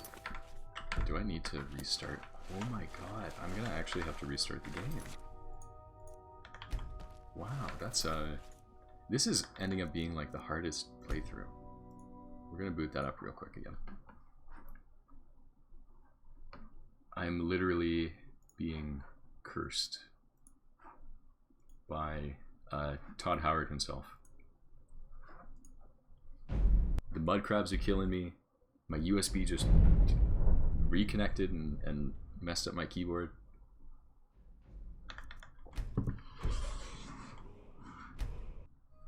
Alright. I'm feeling good about this one. This is gonna be the one. So there's 2 Aliad in the next room. One of them is about a level 30 and the other one's about a level 20. Here's level 20.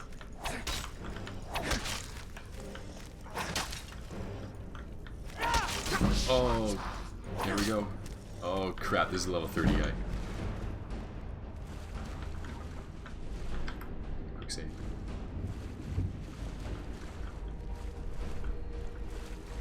I really like this area though. I think this turned out extremely good.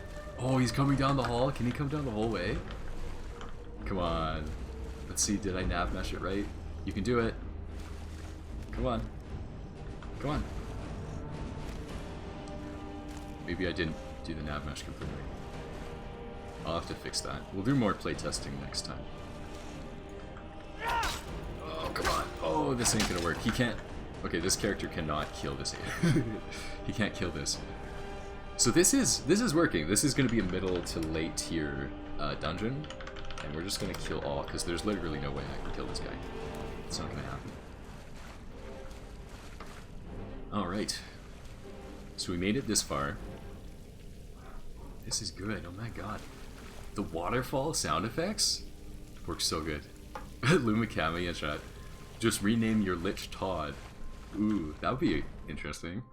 Do like some kind of like Lich, like alien version of Todd. Like Toad Howard. I don't know.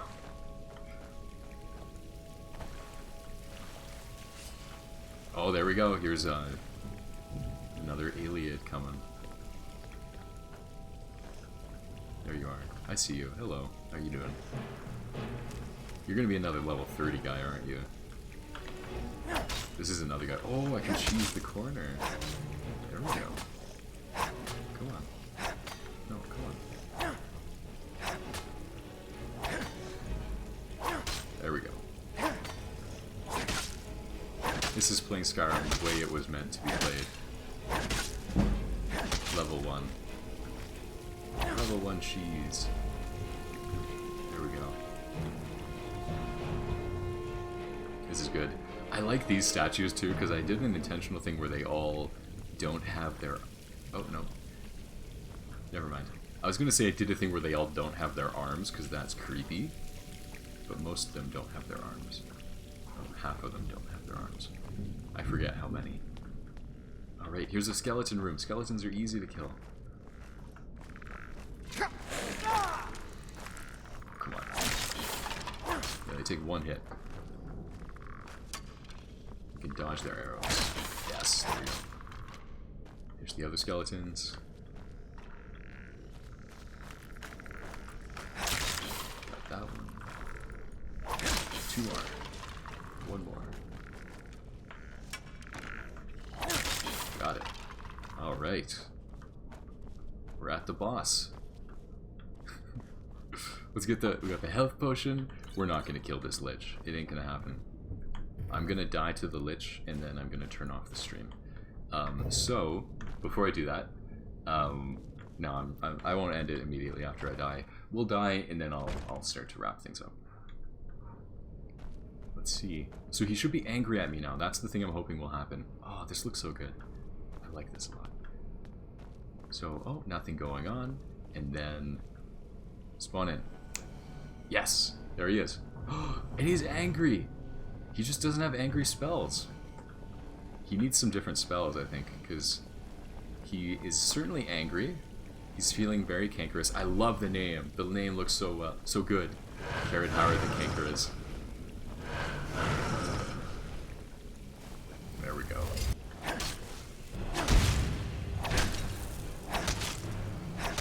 Oh, I think I can kill him because he's all... No, I can't because his cloak is too powerful.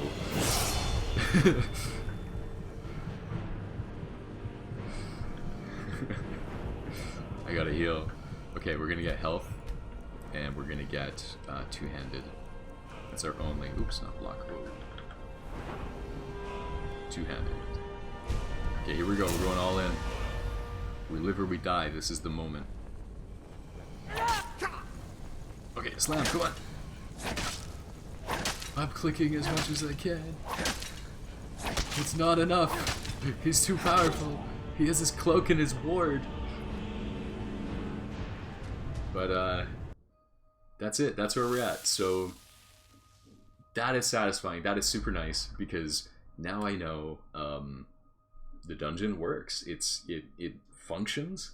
I need to do some changes to it, which I will certainly be able to do next one. So I think next episode is going to be the final episode where I wrap everything up and we finish Vanua. And then I'll I'll pick up another project and I'll get started on that one. So yeah, I just want to thank everybody for contributing in all kinds of ways, because for Beyond Skyrim contributions, we don't get paid. It's not like a job, and so we do it because we love it, and we do it because we enjoy it, and because it's something that it's fun to do. Everybody loves Skyrim mods, and it's so cool to be able to build these things. I have complete a belief that Skyrim's going to be around in 10-20 years.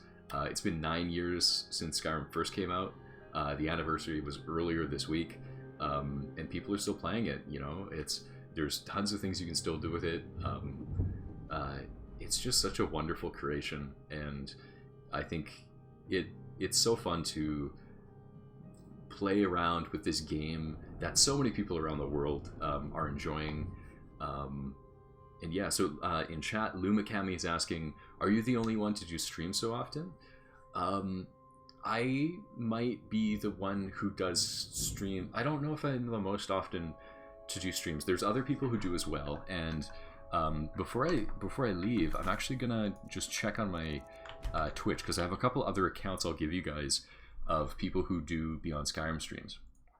So let me go and find those, and I'll set you up with those, because those will give you some other people who you can check out. Let me see if I can find where those people are. There is another.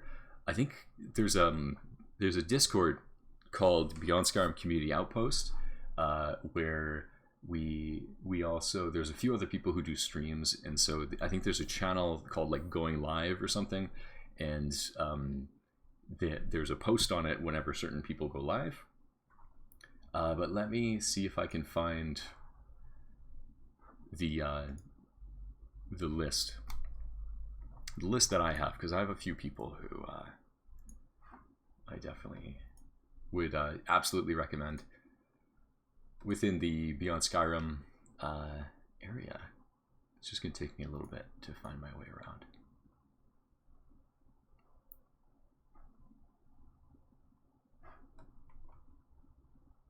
Where is it going to be? It's probably going to be, there's an area for like raids, you know, like Twitch raids, where you send your folks out and they go and the viewers, it sends them to another person.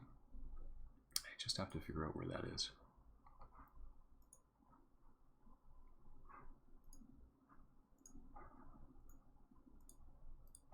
Turn the music back on.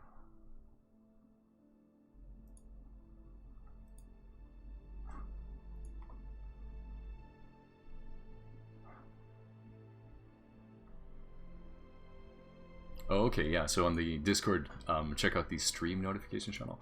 I might just open up my Discord so you guys can check out, and I'll give you a few of those, because I think it is super nice. So here we go. This is Discord. Discord's awesome. It's like one of the best ways to communicate. And so I have this channel here, Beyond Skyrim Arcane University. This is a great one. Over here, for instance, they have stream notifications. Oh, did I freeze? Oh, sorry. I think my Wi-Fi or my USB is getting unplugged. I'm not sure what I'm doing with that, but they have a stream notifications channel. It doesn't look like they have anything there for Beyond Skyrim.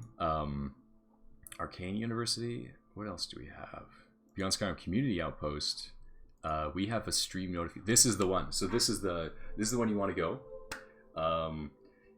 You're gonna want to go to Beyond Skyrim Community Outpost Discord, which I'll give you guys a link. I'll put a link in chat, and I'll also post it in my notepad for anybody on YouTube.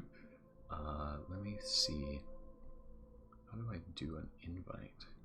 There's a way to do an invite people, and then I'm gonna use I'm gonna edit invite. I'm gonna make it never expire, because this is the public community outpost anyway, so there's no limit to it.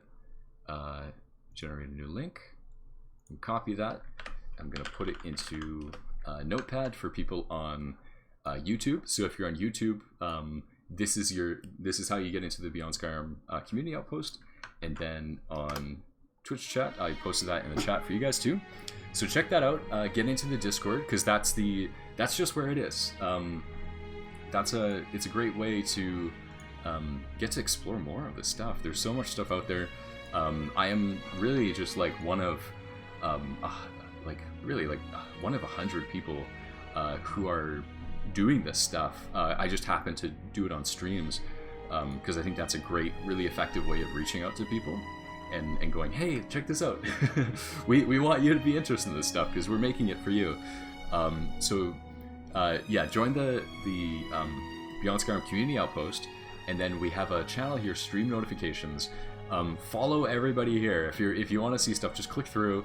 Follow all of these people, because they're all creating stuff, and they might go live anytime. I don't know when, but let me see if I can find. There's a few people I've seen in here. Level design. Nugamentum's awesome. I think Uberman123 is really cool too. Those are Nugamentum's awesome. Absolutely check out Nugamentum. I've seen them do work on, I think, the High Rock area, and their stuff's super cool. So yeah, there's tons of content out there. I will be probably streaming again in a month. That's about the pace that I do it, because I don't want to get burnt out or anything. So I try and pace it out, kind of thing. There have been times when I do it every 2 weeks, so it might be sooner, it might not. I don't know. The last time I streamed was like 2 months ago, so I try to make it about every month, just to make sure it's kind of, keeping pace, right? But yeah, I had a great time. Thank you to everybody for hanging out. I hope you had an enjoyable time as well. And if you want to see more of these streams, this is the 10th episode that I've made. I have a YouTube that you can check out that has all the past ones. So you can actually see literally like all the work of this dungeon I've been streaming it. There's not a minute of work on this dungeon that I haven't streamed. So if you want to see more of this, check that out, because the streams are good. I'm new to streaming, so they do get better. I think they get better over time. But yeah, so have a good evening, or morning, or wherever it is in the world where you are. Take care. Enjoy Skyrim. Hang out indoors. Yeah. I wish you the best. Lumikami, have a good day. Aardvark Force, have a good evening. Yeah, take care, everybody, and I'll see you again next time I stream. Have a good one.